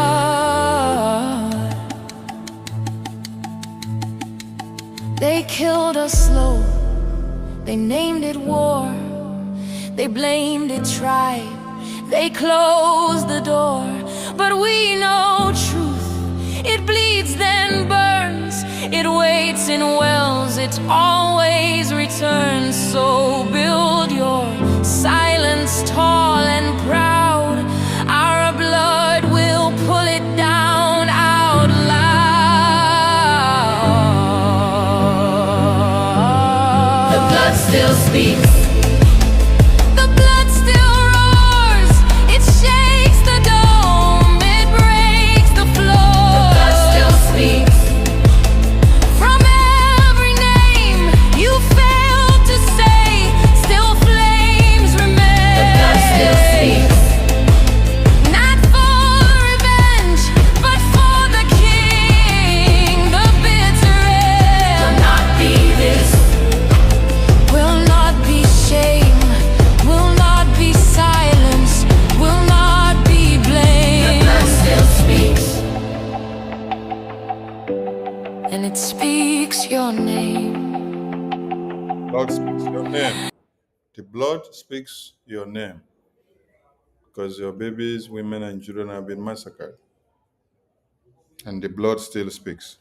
So, with this blood that have been spilled by these Boko Haram and Fulani terrorists, these people here don't call them the terrorists. It is you that is standing up, the voices that is standing up to speak against these terrorists. You are now the one that is now branded a terrorist.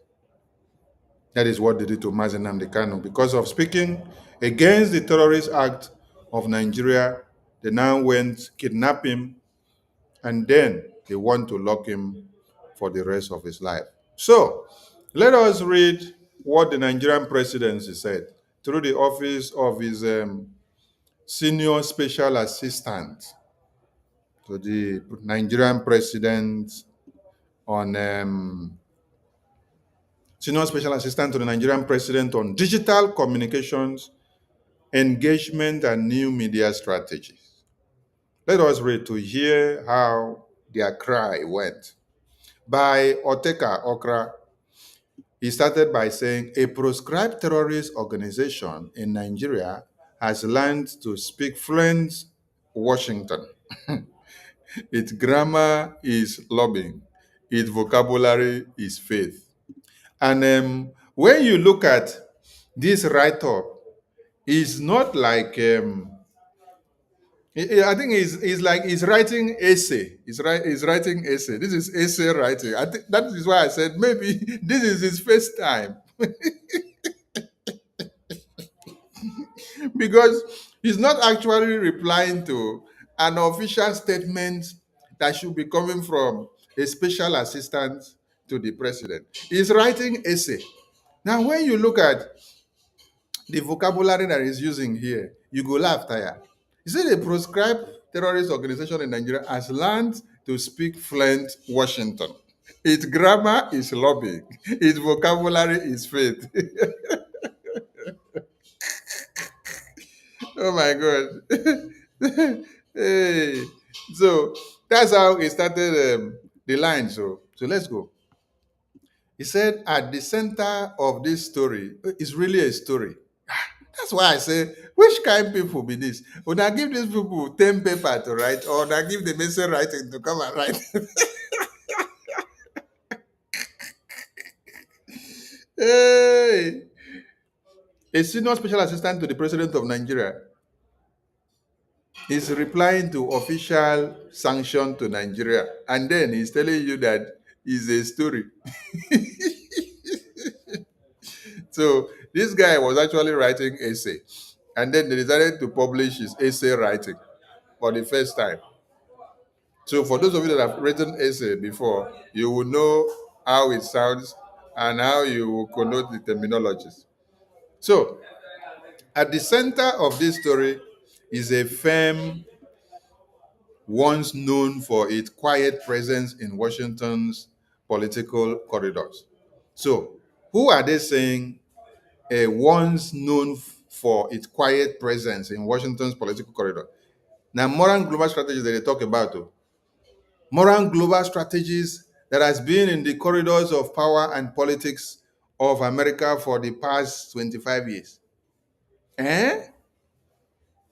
Has been inside the Senate, working there for like over 25 years. Is what you're saying has been. So that is why I say this boy that they actually gave this job to do, he's just learning how to put together his lines of thought. But let's see how far he goes with his story, because he said it is a center of a story. So he's talking about moral global strategies. He said, led by former United States Congressman Jim Moran. You have acknowledged that this global strategies lobbying firm is led by a former United States Congressman, Jim Moran. So if someone is a former United States Congressman, what do you think he needs to know about American politics that he doesn't know? What do you think he needs to interpret about American politics and international politics that he doesn't know? Someone that has been making laws, deciding how the world should be for many years in Washington, D.C. is the same person that you are saying that their voices have not been heard or their presence has been quiet for years. No.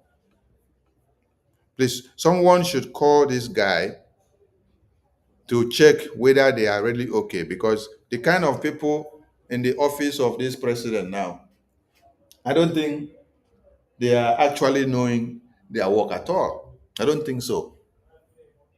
I don't think they really do. So they say modern global strategies led by former United States Congressman Jim Moran is now registered under the Foreign Agents Registration Act to represent the Biafra Republic government in exile. Now, they said that the person that wrote this thing is a senior special assistant to the president of Nigeria. Okra is a senior special assistant to the Nigerian president on digital communications, engagement, and new media strategy. So this is supposed to be official press release coming from the office of Tinubu. So what you're trying to tell me now is that Tinubu is acknowledging that Biafra Republic government in exile is actually putting fire on Nigeria from Washington, D.C. Hey! So you people understand all this, but you will try to downplay the result and the works of Biafra Republic government in exile in Washington, D.C. You do as if you don't know, you don't care.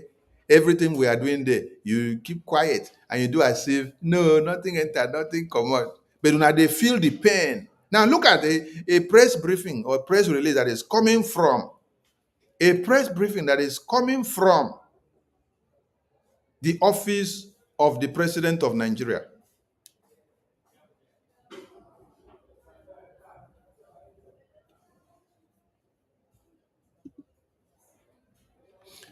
He said the Nigerian court recognized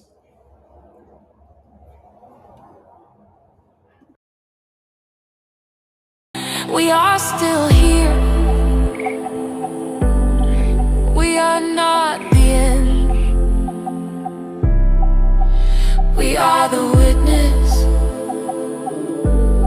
The blood still speaks. Oh.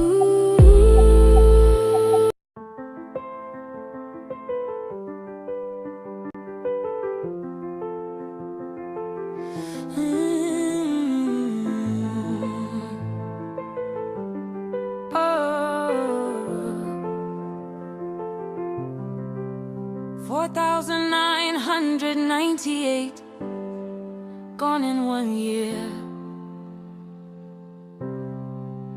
Been who burned 85 in a week.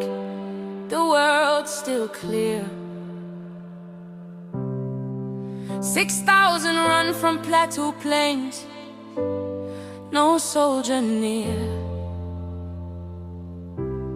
December 25, the killers came. No Christmas cheer. 140 killed in Christmas raids. Churches crushed like brittle bones. Pregnant mother, toddler child. No names, just ashes, stones. They danced on pews we bled to build. They smiled while saints were shot and still.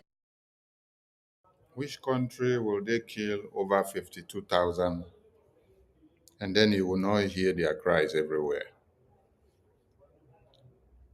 Israelis were not killed up to 52,000 before they fought back at the Hamas. The numbers that were reported to have been killed were 1,200 Israelis on October 7th. But look at the furious nature that the Israeli government have become since October 7 to this very day. That is to show you a country and a nation that values the life of their own people. But you can see here that over 59,000 have been killed, and then you don't see the senators being moved. You don't see the governors being moved. You don't see the ministers being moved. Over 59,000. But they can write all these junks about Biafra Republic government in exile. They said Nigerian court recognized that so-called government in exile as the external arm of the indigenous people of Biafra. A group declared a terrorist organization in 2017 and reaffirmed by Court of Appeal in 2025. So, what are you understanding here? They acknowledge that the entire Biafra people, with whatever umbrella and whatever faction that they are campaigning and making noise for Biafra, Nigerian government acknowledges that there is only one government in exile that is the superior and the one that is the legitimate. This is what all of you should understand here. Nigerian terrorist government say they proscribe IPOB. IPOB means the indigenous people of Biafra. Now, you see the IPOB political wing, you see the DOS wing, you see the NGOZI or Fulani wing, the USB charger wing, you now see Emma and Chioma accountability wing. How many is that? That is 4 already. But you did not hear Nigerian government talk anything about these 4. Nigerian government are telling you that Nigerian government, Nigerian court recognize that this so-called government in exile as the external arm of the indigenous people of Biafra. How many of you understand what is happening here? How many of you understand what is happening here?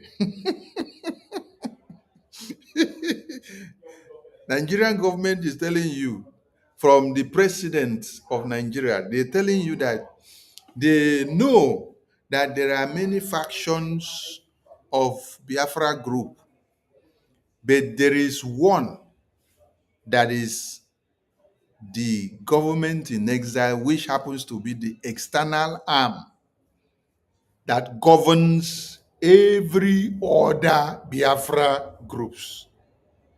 That means there is one government in exile, which is the legitimate, which is the one the entire world recognize, which is the one that they themselves, Nigerian government, are afraid of, which is the one the Nigerian government knows they are the one that carries the bullet that can shoot them down from anywhere. Are you all understanding something here? It's not just to read this thing, oh, you need to read and assimilate. You need to understand the point here one after another.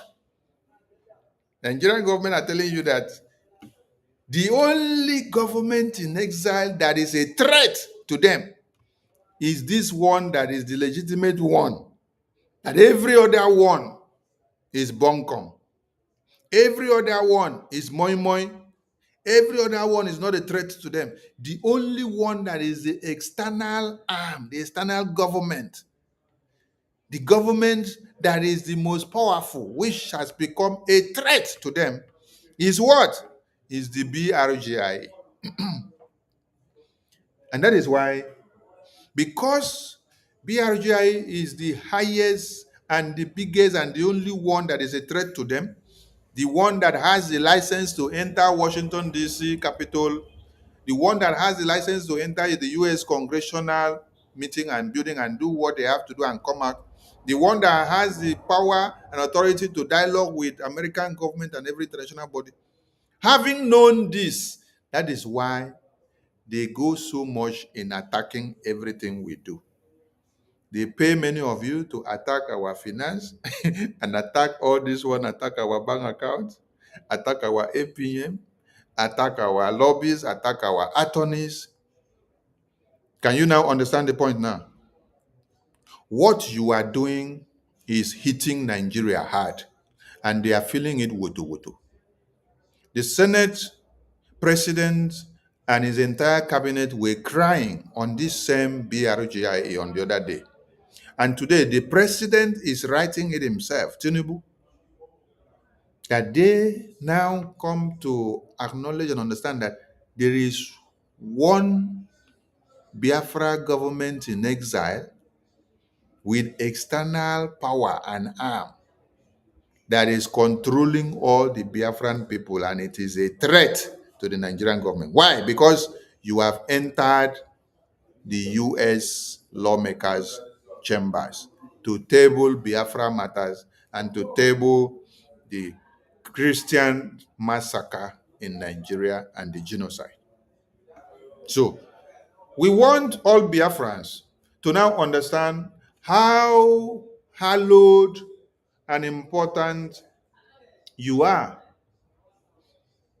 considering your works in Washington, D.C., considering your work in the homeland.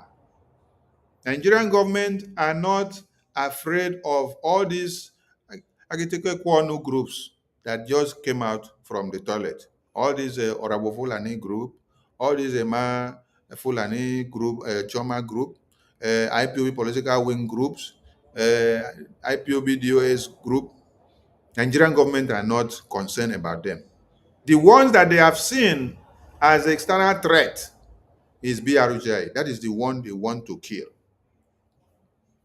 That is the one they want to kill because they know this one is a direct threat to them. So they acknowledge the power of BRGIE because of what you are doing in Washington, D.C. and how you are controlling some things and making things happen in homeland and abroad. Nigerian government are acknowledging your power and they are afraid of you. So those that do not take us very serious, we want you to understand how Nigerian terrorist government are so afraid and acknowledging the potency of BRGIE now under our able acting Prime Minister, Honorable Okechukwu Nkere. And all of you, because it is your handiworks and your good works that are making it happen. Did you hear Tinubu call Orabo Fulani group here? Did you hear Tinubu call Emma Chioma Accountability Group here? Did you hear Tinubu call IPOB Political Wing Group here? Did you hear Tinubu call DOS Political Wing Group here? Which group did Tinubu call? Tinubu called the Biafra Republic Government in Exile. The Biafra Republic Government in Exile is the group that Tinubu is crying about today. Today, because of what they are doing in Washington, D.C. Do you now know the power that you have as you are in BRGIE now? Do you now understand the power you have? Okay. So, let's continue the reading. They said the public filing sounds big niche. That's why I said this guy was writing essay and was also writing story that existed and story that did not exist. It describes the contract as advocacy on human rights and political recognition matters in Nigeria. And political recognition matters in Nigeria.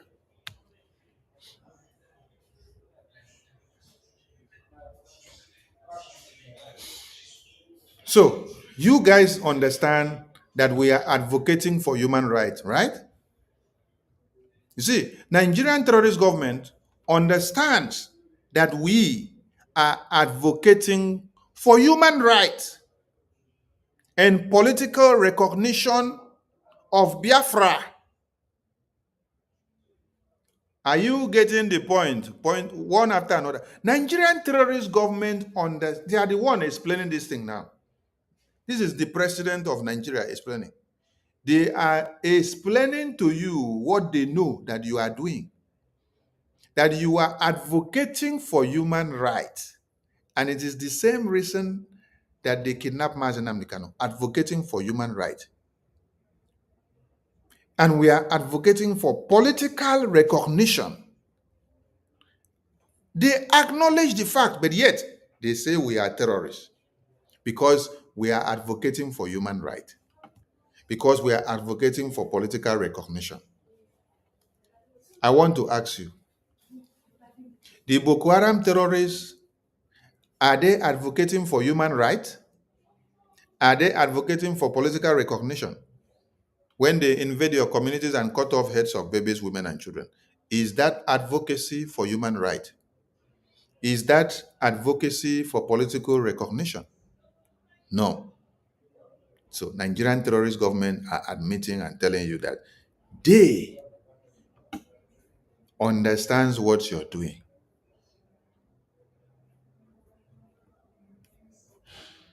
You see? They follow us around. They see all what we are doing. And they read and try to misinterpret it. They say, but the language conceals the truth.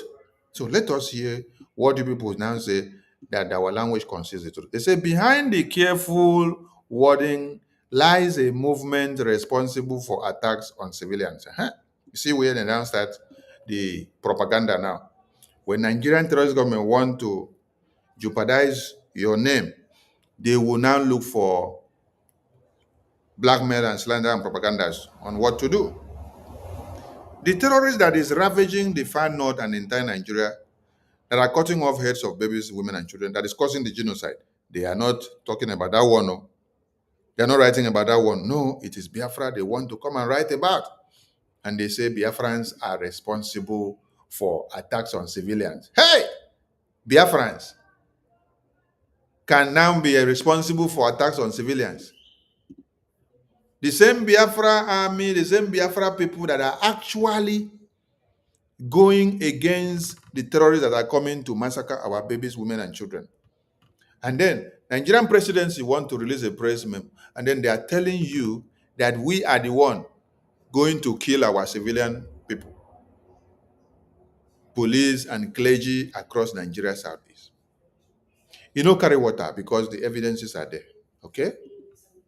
So this is how you can see what Nigeria has brought themselves to. Just to lie and deceive, lie to deceive. You say, this is not diplomacy. It is deceit performed in a three-piece suit. They say the stage is Washington, the audience is global, and the script is written in the ink of self-interest. Thank God that you people understand that we have a stage where we are standing to project the Biafran cause. Our stage is Washington, D.C. And our audience is a global audience for the entire world to know and to hear the massacre that you people are doing on Biafran people since 1900 coming down to this time. The genocide of 67 to 70s, we are on a global audience. Our stage is Washington, D.C.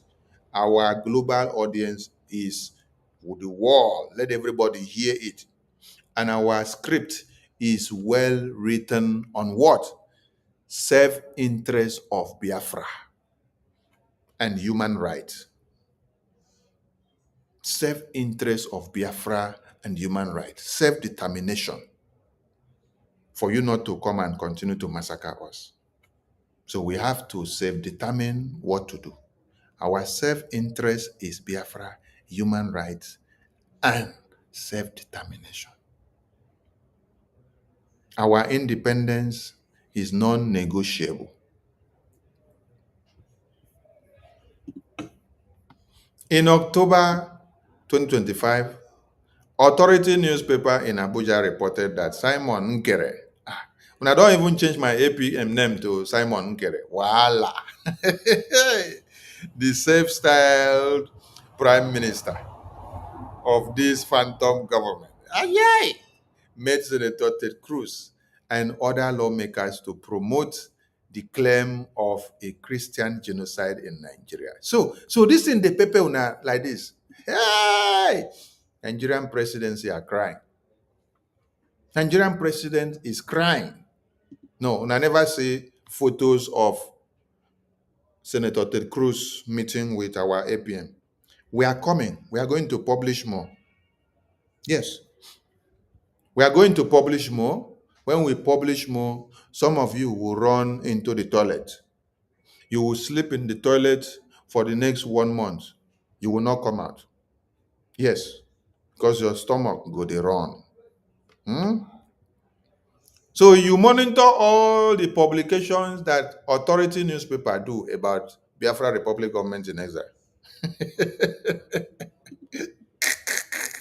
Tinubu, you are monitoring and reading all the newspaper publications.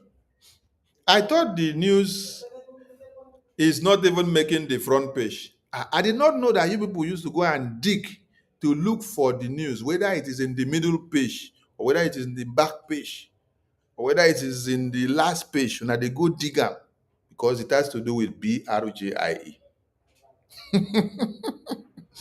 Now we understand. And we are going to make sure our news go further. Yes. Nigerian newspapers will publish more. So neither Nkere nor Cruz has denied the account. How will you say neither Nkere or Cruz has denied the account when you saw the two of them in a meeting? After the meeting, they snap photo and then they concluded the meeting. And then later you saw publications. What are you talking about? Then a parallel investigation by Paris-based African intelligence confirmed that Moran's firm had been hired to drive the same message through Washington, D.C. You see? So you people also monitor the African intelligence website publication. Did you? Hey, wait, where is that publication? Let us flash it to the screen.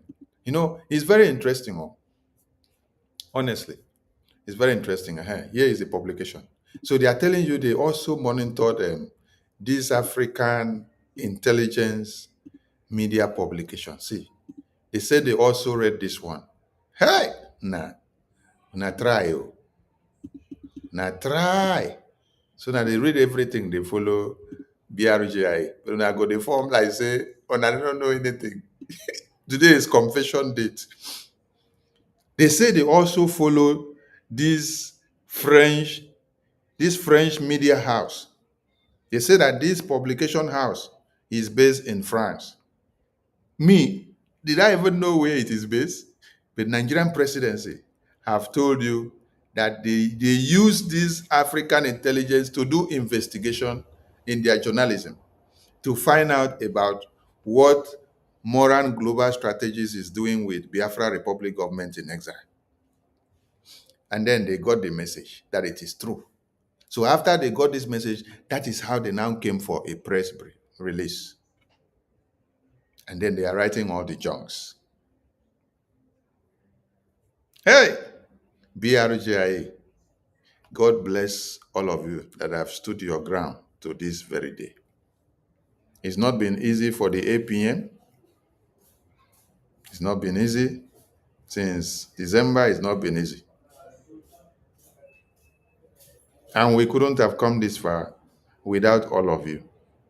All the cabinet ministers, reps and admins of BRGIE, and all the BRGIE officials, and all Biafrans supporting BRGIE, and all of you in the media team. It's not been easy.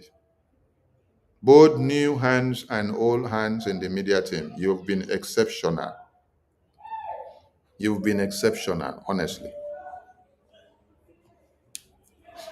And Nigeria are confessing.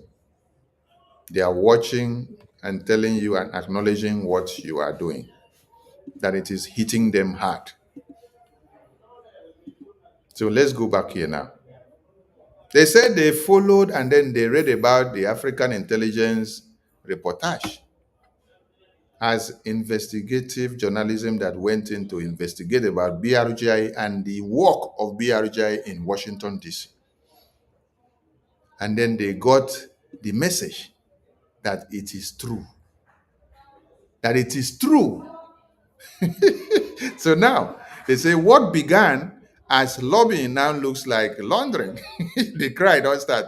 Because we are making effect. We are gaining results. So the cry now don't start.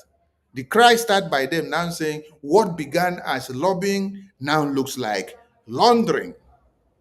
Moran Global Strategies, which has represented defense contractors such as GE Aerospace, General Dynamics, and Robinson Helicopter, also lists clients that include the Eritrean Blue Revolution Front and South Sudan's National Salvation Group, both accused of violent insurgency. A firm trusted with national security contract now carries the brief of proscribed and armed groups. You see how they have given you a little track record of Moran Global Strategies. So if Moran Global Strategies were not this proficient, if Moran Global Strategies were not this useful and delivering, will they have all these good records of all those that have contracted them for one services and another? That means Moran Global Strategies efficiency is top notch. BRGIE picked the best in America, and they are delivering. It is not rocket science. It is a gradual process that has to happen day in, day out. Let me play this our music some more. Still they call it clash, not plot. The blood still speaks. It don't forget. It don't forgive. It cries unreal. The blood still speaks. It stains the ground. It marks the map. It won't back down. The blood still speaks. You'll hear it now. Not vengeance, just the sound of truth aloud. Just the sound of truth alive. That is what we are doing to Nigerian terrorist government. Just the sound of truth alive. It is just the sound of truth alive and aloud also. And they are crying. If Moran Global Strategies, if Attorney Dabiri was not resourceful, will they have had this track record? Not just a track record, but a good track record. You made mention here that they have represented defense contractors such as GE Aerospace, General Dynamics, and Robinson Helicopters. Are these just small clients? No! Before you now come and start talking about our Biafra government in exile, our Eritrean Blue Revolution Front, and the South Sudan's National Salvation Group, that means Moran Global Strategies, na ebe no. No be baby, na ebe no. Na touch and deliver. So Biafran people are very loyal to Moran Global Strategies. Mazi Elias, God bless you. With Jim Moran. God bless you. You guys have brought Biafra to the limelight. You have brought Biafra, just like you promised Biafran people that you will be the eye, you will be the voice, you will bring Biafra to Washington, D.C. You will make the lawmakers to carry Biafra and to project. You make everybody in America that matters to speak about Biafra. You guys have done it. Without much are we paying to get all this? Just a little amount. That's why we need all Biafrans to come and contribute and support the Biafra independence. Come and contribute and support. If you used to give 30 Ejema, multiply it. If you used to give 50, multiply it, because we have more work to do now than before. And Nigerian government are giving evidences of what we are doing. They are confessing and telling the entire world that we are doing it too, and they are seeing it and they are feeling it. It's a cry of defeat. Let's go. They say a firm trusted with national security contract now carries the brief of proscribed armed groups. That is what you people see us. You people see us as a proscribed armed group because we are fighting for independence against your Nigeria. So you now call us proscribed armed group. But we are not proscribed armed group to the American government. You see? That is why American government embraces us. American government hold us in high esteem. If we were proscribed group or armed group like you call us in your Nigeria, will we have license and access to enter the capital of America, Washington, D.C.? Will we have access to enter there and host and hold a congressional briefing where we open the nyash of Nigeria? So terrorist armed groups don't enter that place.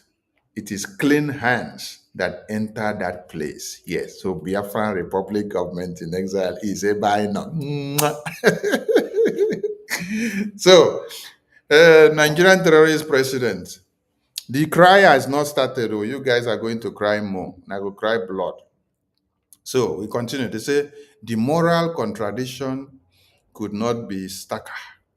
It seems morality in Washington now bends like a weather vane. If you like, write this your essay, turn it upside down, paint it, make it sweet, and not go anywhere. Whichever way the wind of profit blows, principle politely steps aside. I tell you, I say, na essay writing, na in the guy there now. So then they say in May 2025, a court in Finland convicted Simon Ekpa. You see, they now want to use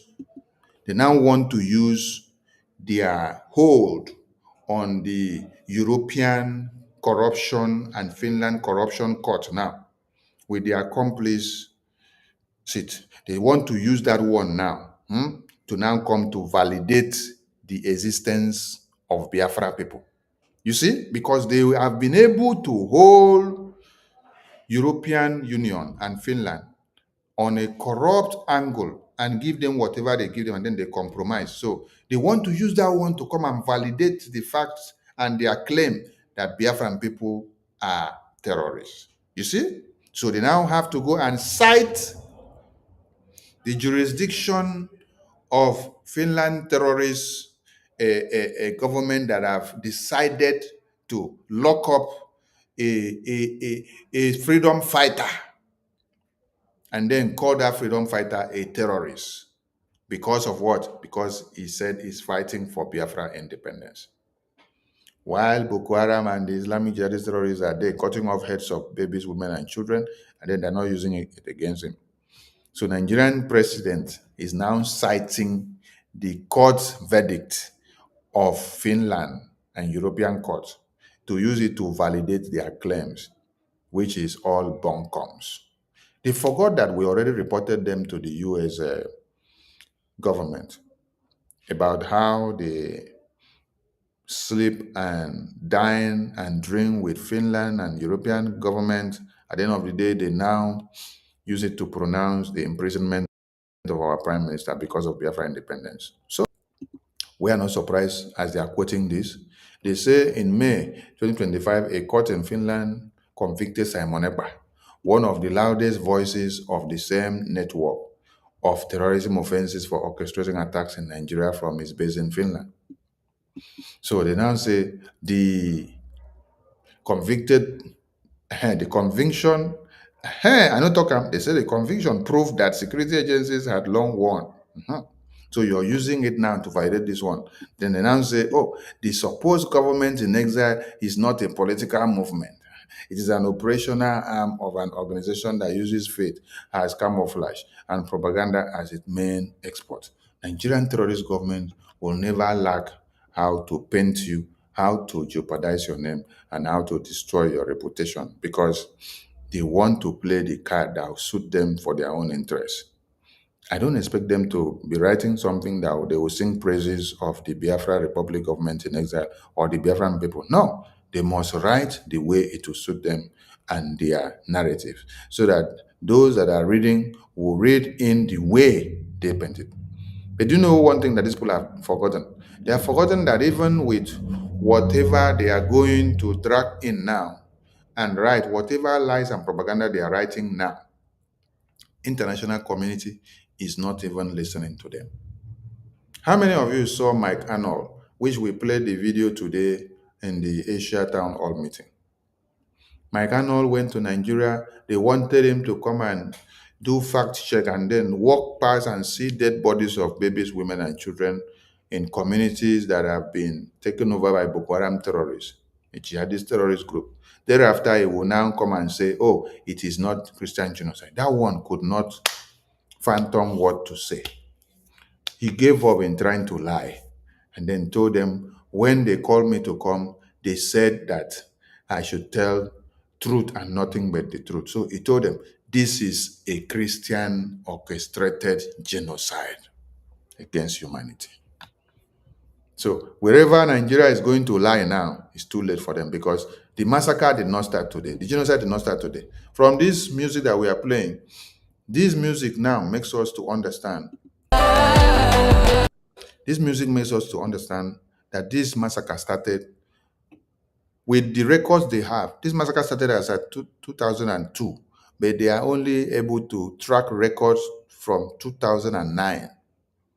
From 2009 is only when they are able to track records.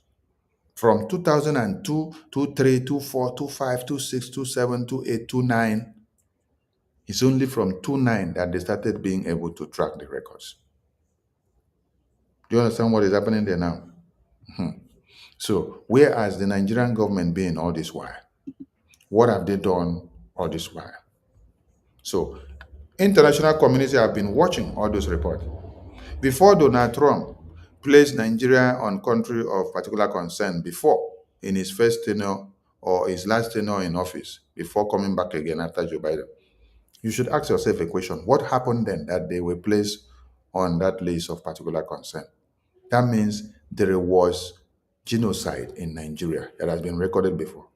There has been terrorism there that has been recorded before. So it's not a new thing. So they think that American government and the world leaders don't keep all these records. The records are there. So they don't need to use the record of President Tinubu today being 17th of October alone. They need to calculate all the records and bring them all together. When you bring them all together, you see what it has come to be. So, modern global strategies should now clarify whether it continues to represent this network and how such work aligns. This is just with United States law and corporate ethics. This is just the cry of the Nigerian presidency, because modern global strategies don't have to answer you anything. It's not working for you. They say Senator Cruz's office should also explain the meetings in Gere, describe and whether any due diligence was carried out on the source of those claims. Oh, this is crime. They want to know the details of our meeting with Senator Ted Cruz. Okay, let them come to Washington, D.C. When they come to Washington, D.C., we will take them to the FBI for protecting a terrorist president who is a member of drug cartel.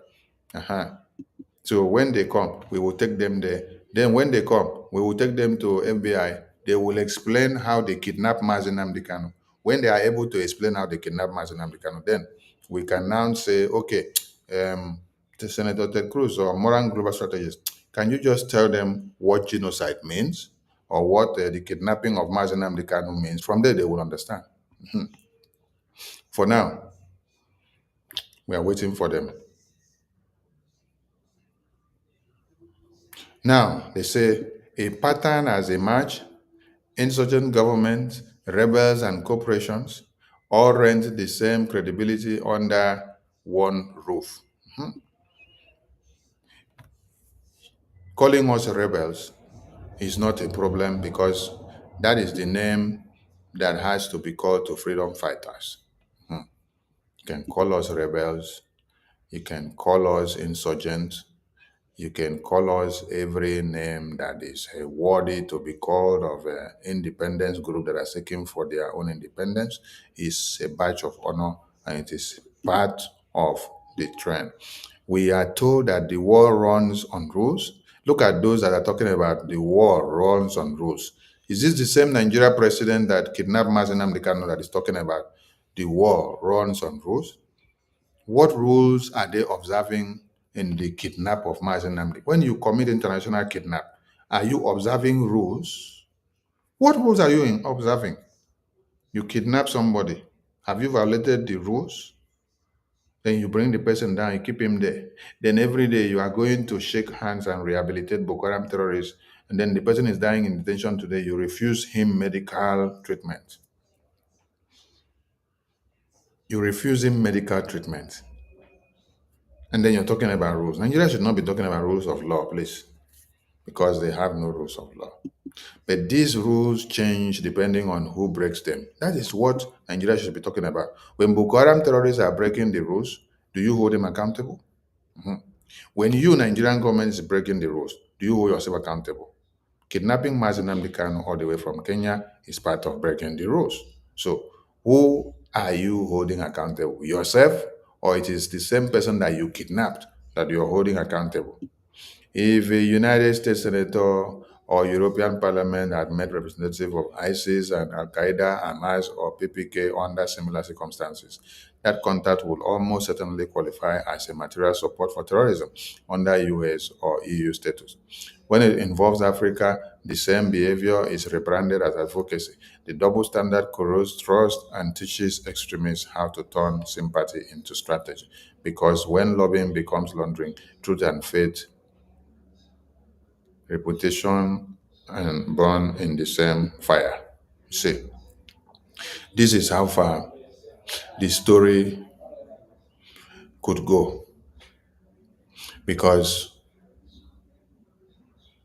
making comparison of ISIS, Al-Qaeda to the Biafran people is what they ignore in Nigeria.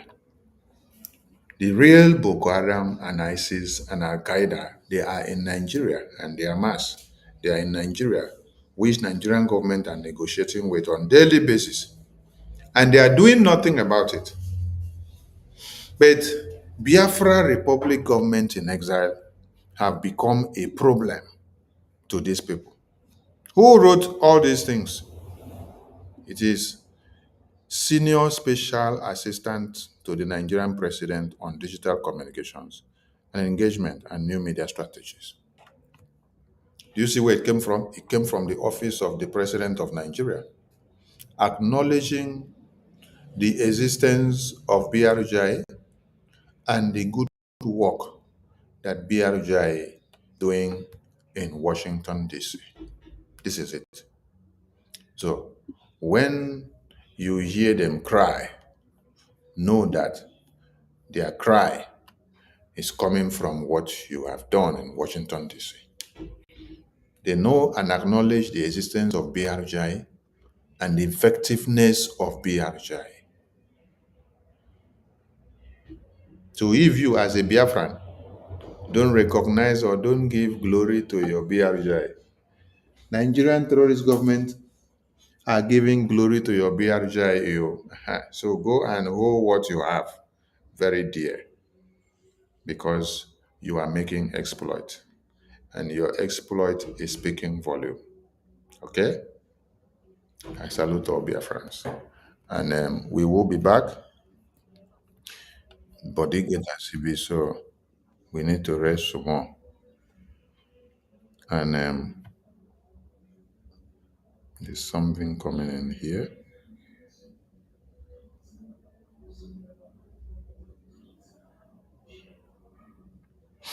All right.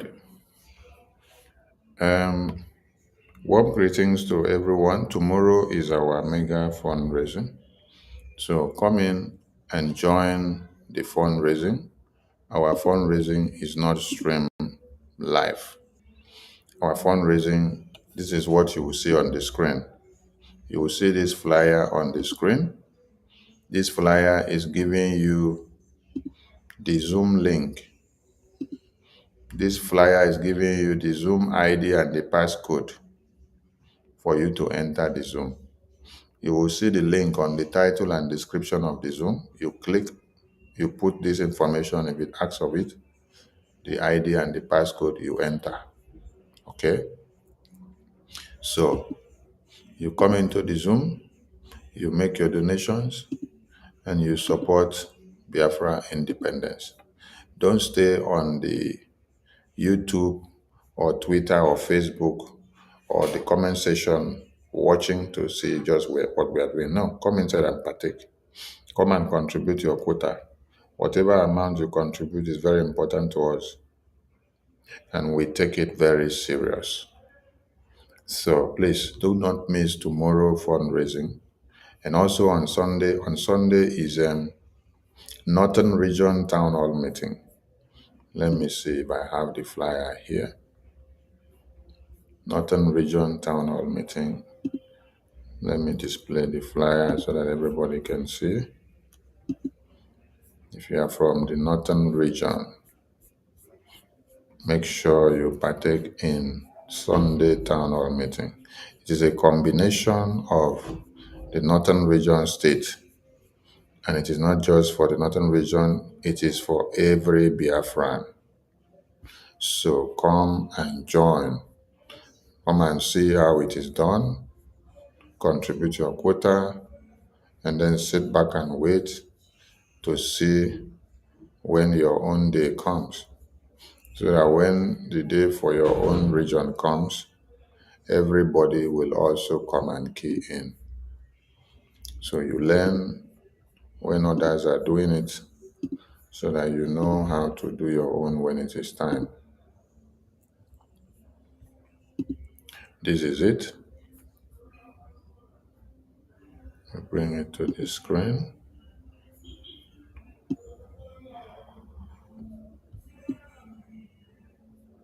Let's see if we zoom it whether it will come bigger.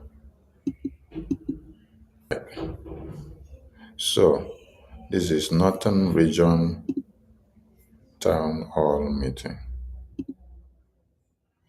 Northern Region Town Hall meeting. So Northern Region of Biafra comprises of Igala State, Oabuenyi State, Omambala State, Alonso State, Eziani State, Enugu State, Adoka State, Ogoja State. That is the Northern Region of Biafra.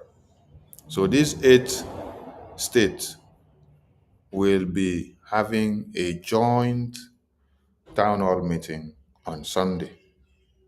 A joint town hall meeting on Sunday. And in this joint town hall meeting,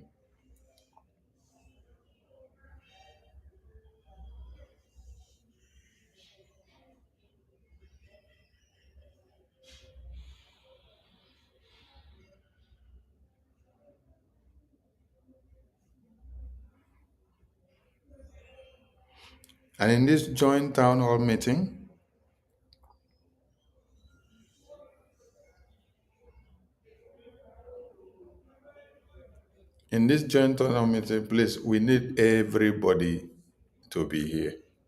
Please, we need everybody. And please, duty calls. And we have to run to another activity now. So we salute our Biafrans and we say thank you so much for the great work that you guys are doing. And let us continue and let us put more fire because we have a lot to do. And remember the announcement we made. Nigerian terrorist government, they want to kidnap Showore, forcefully disappear him before Monday. So if you see him and if you don't see him, the protest must continue. Yes, because it is a strategy to weaken what you guys are doing.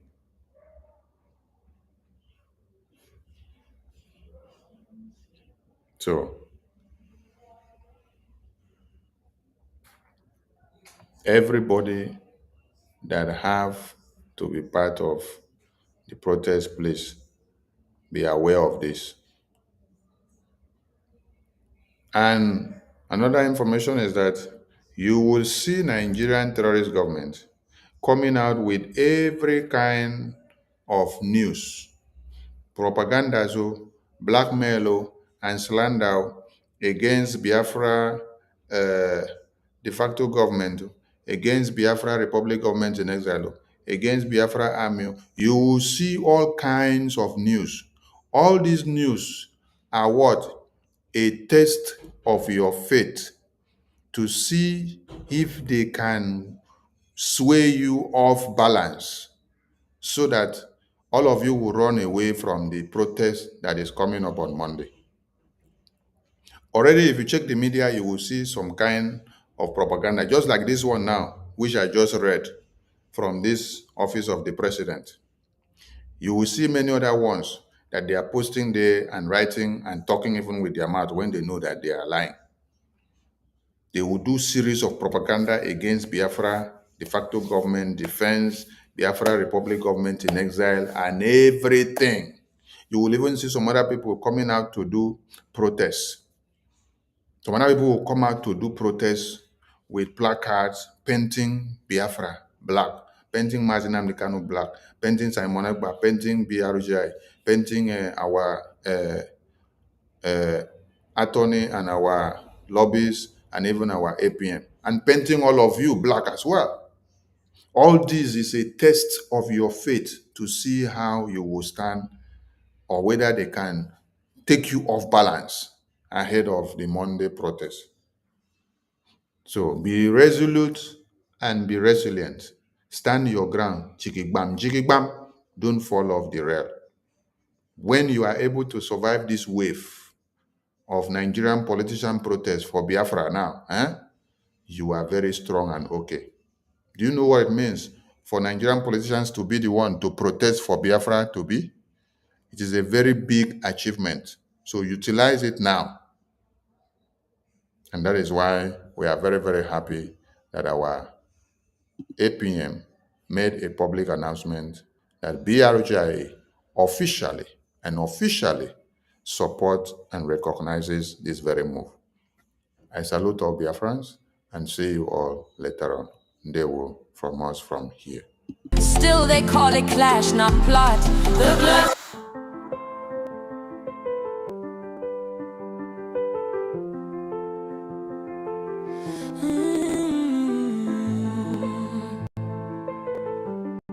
Oh.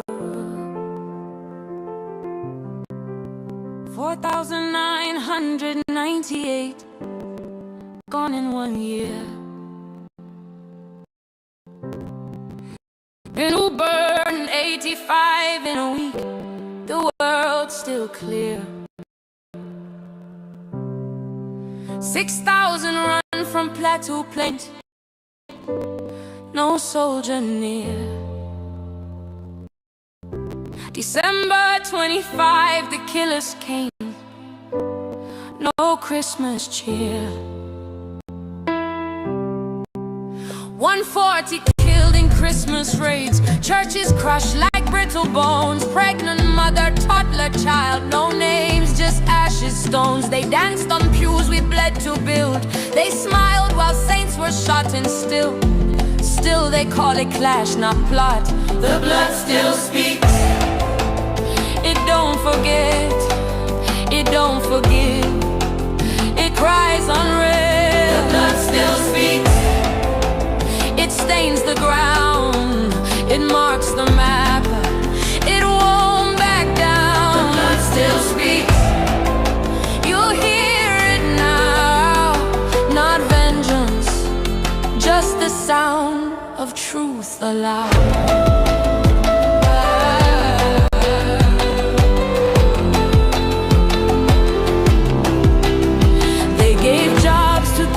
Killed us, built houses for those who burned. But our mothers sleep in sewage. Our church is still unreturned.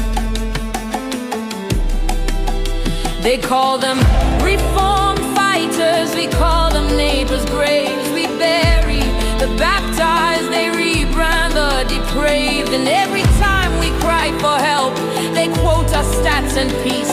But you can't plant hope on land where justice is deceased. The blood still speaks. In burning fields, in Boko smoke, in Gwaza's hills, the blood still speaks. In Sunday shoes, still soaked in red, inside the pews, the blood still speaks. From girl to God, from grave to sky, from ash to rod. They killed us slow, they named it war, they blamed it tribe, they closed the door. But we know truth, it bleeds then burns, it waits in wells, it always returns. So build your silence tall and proud, our blood will pull it down out loud. The blood still speaks. The blood still roars, it shakes the dome, it breaks the floor. The blood still speaks. From every name you failed to say, still flames remain. The blood still speaks. Not for revenge, but for the king. The bitter end will not be this, will not be shame, will not be silence, will not be blame. The blood still speaks, and it speaks your name. We are still here, we are not the end. We are the witness, the blood still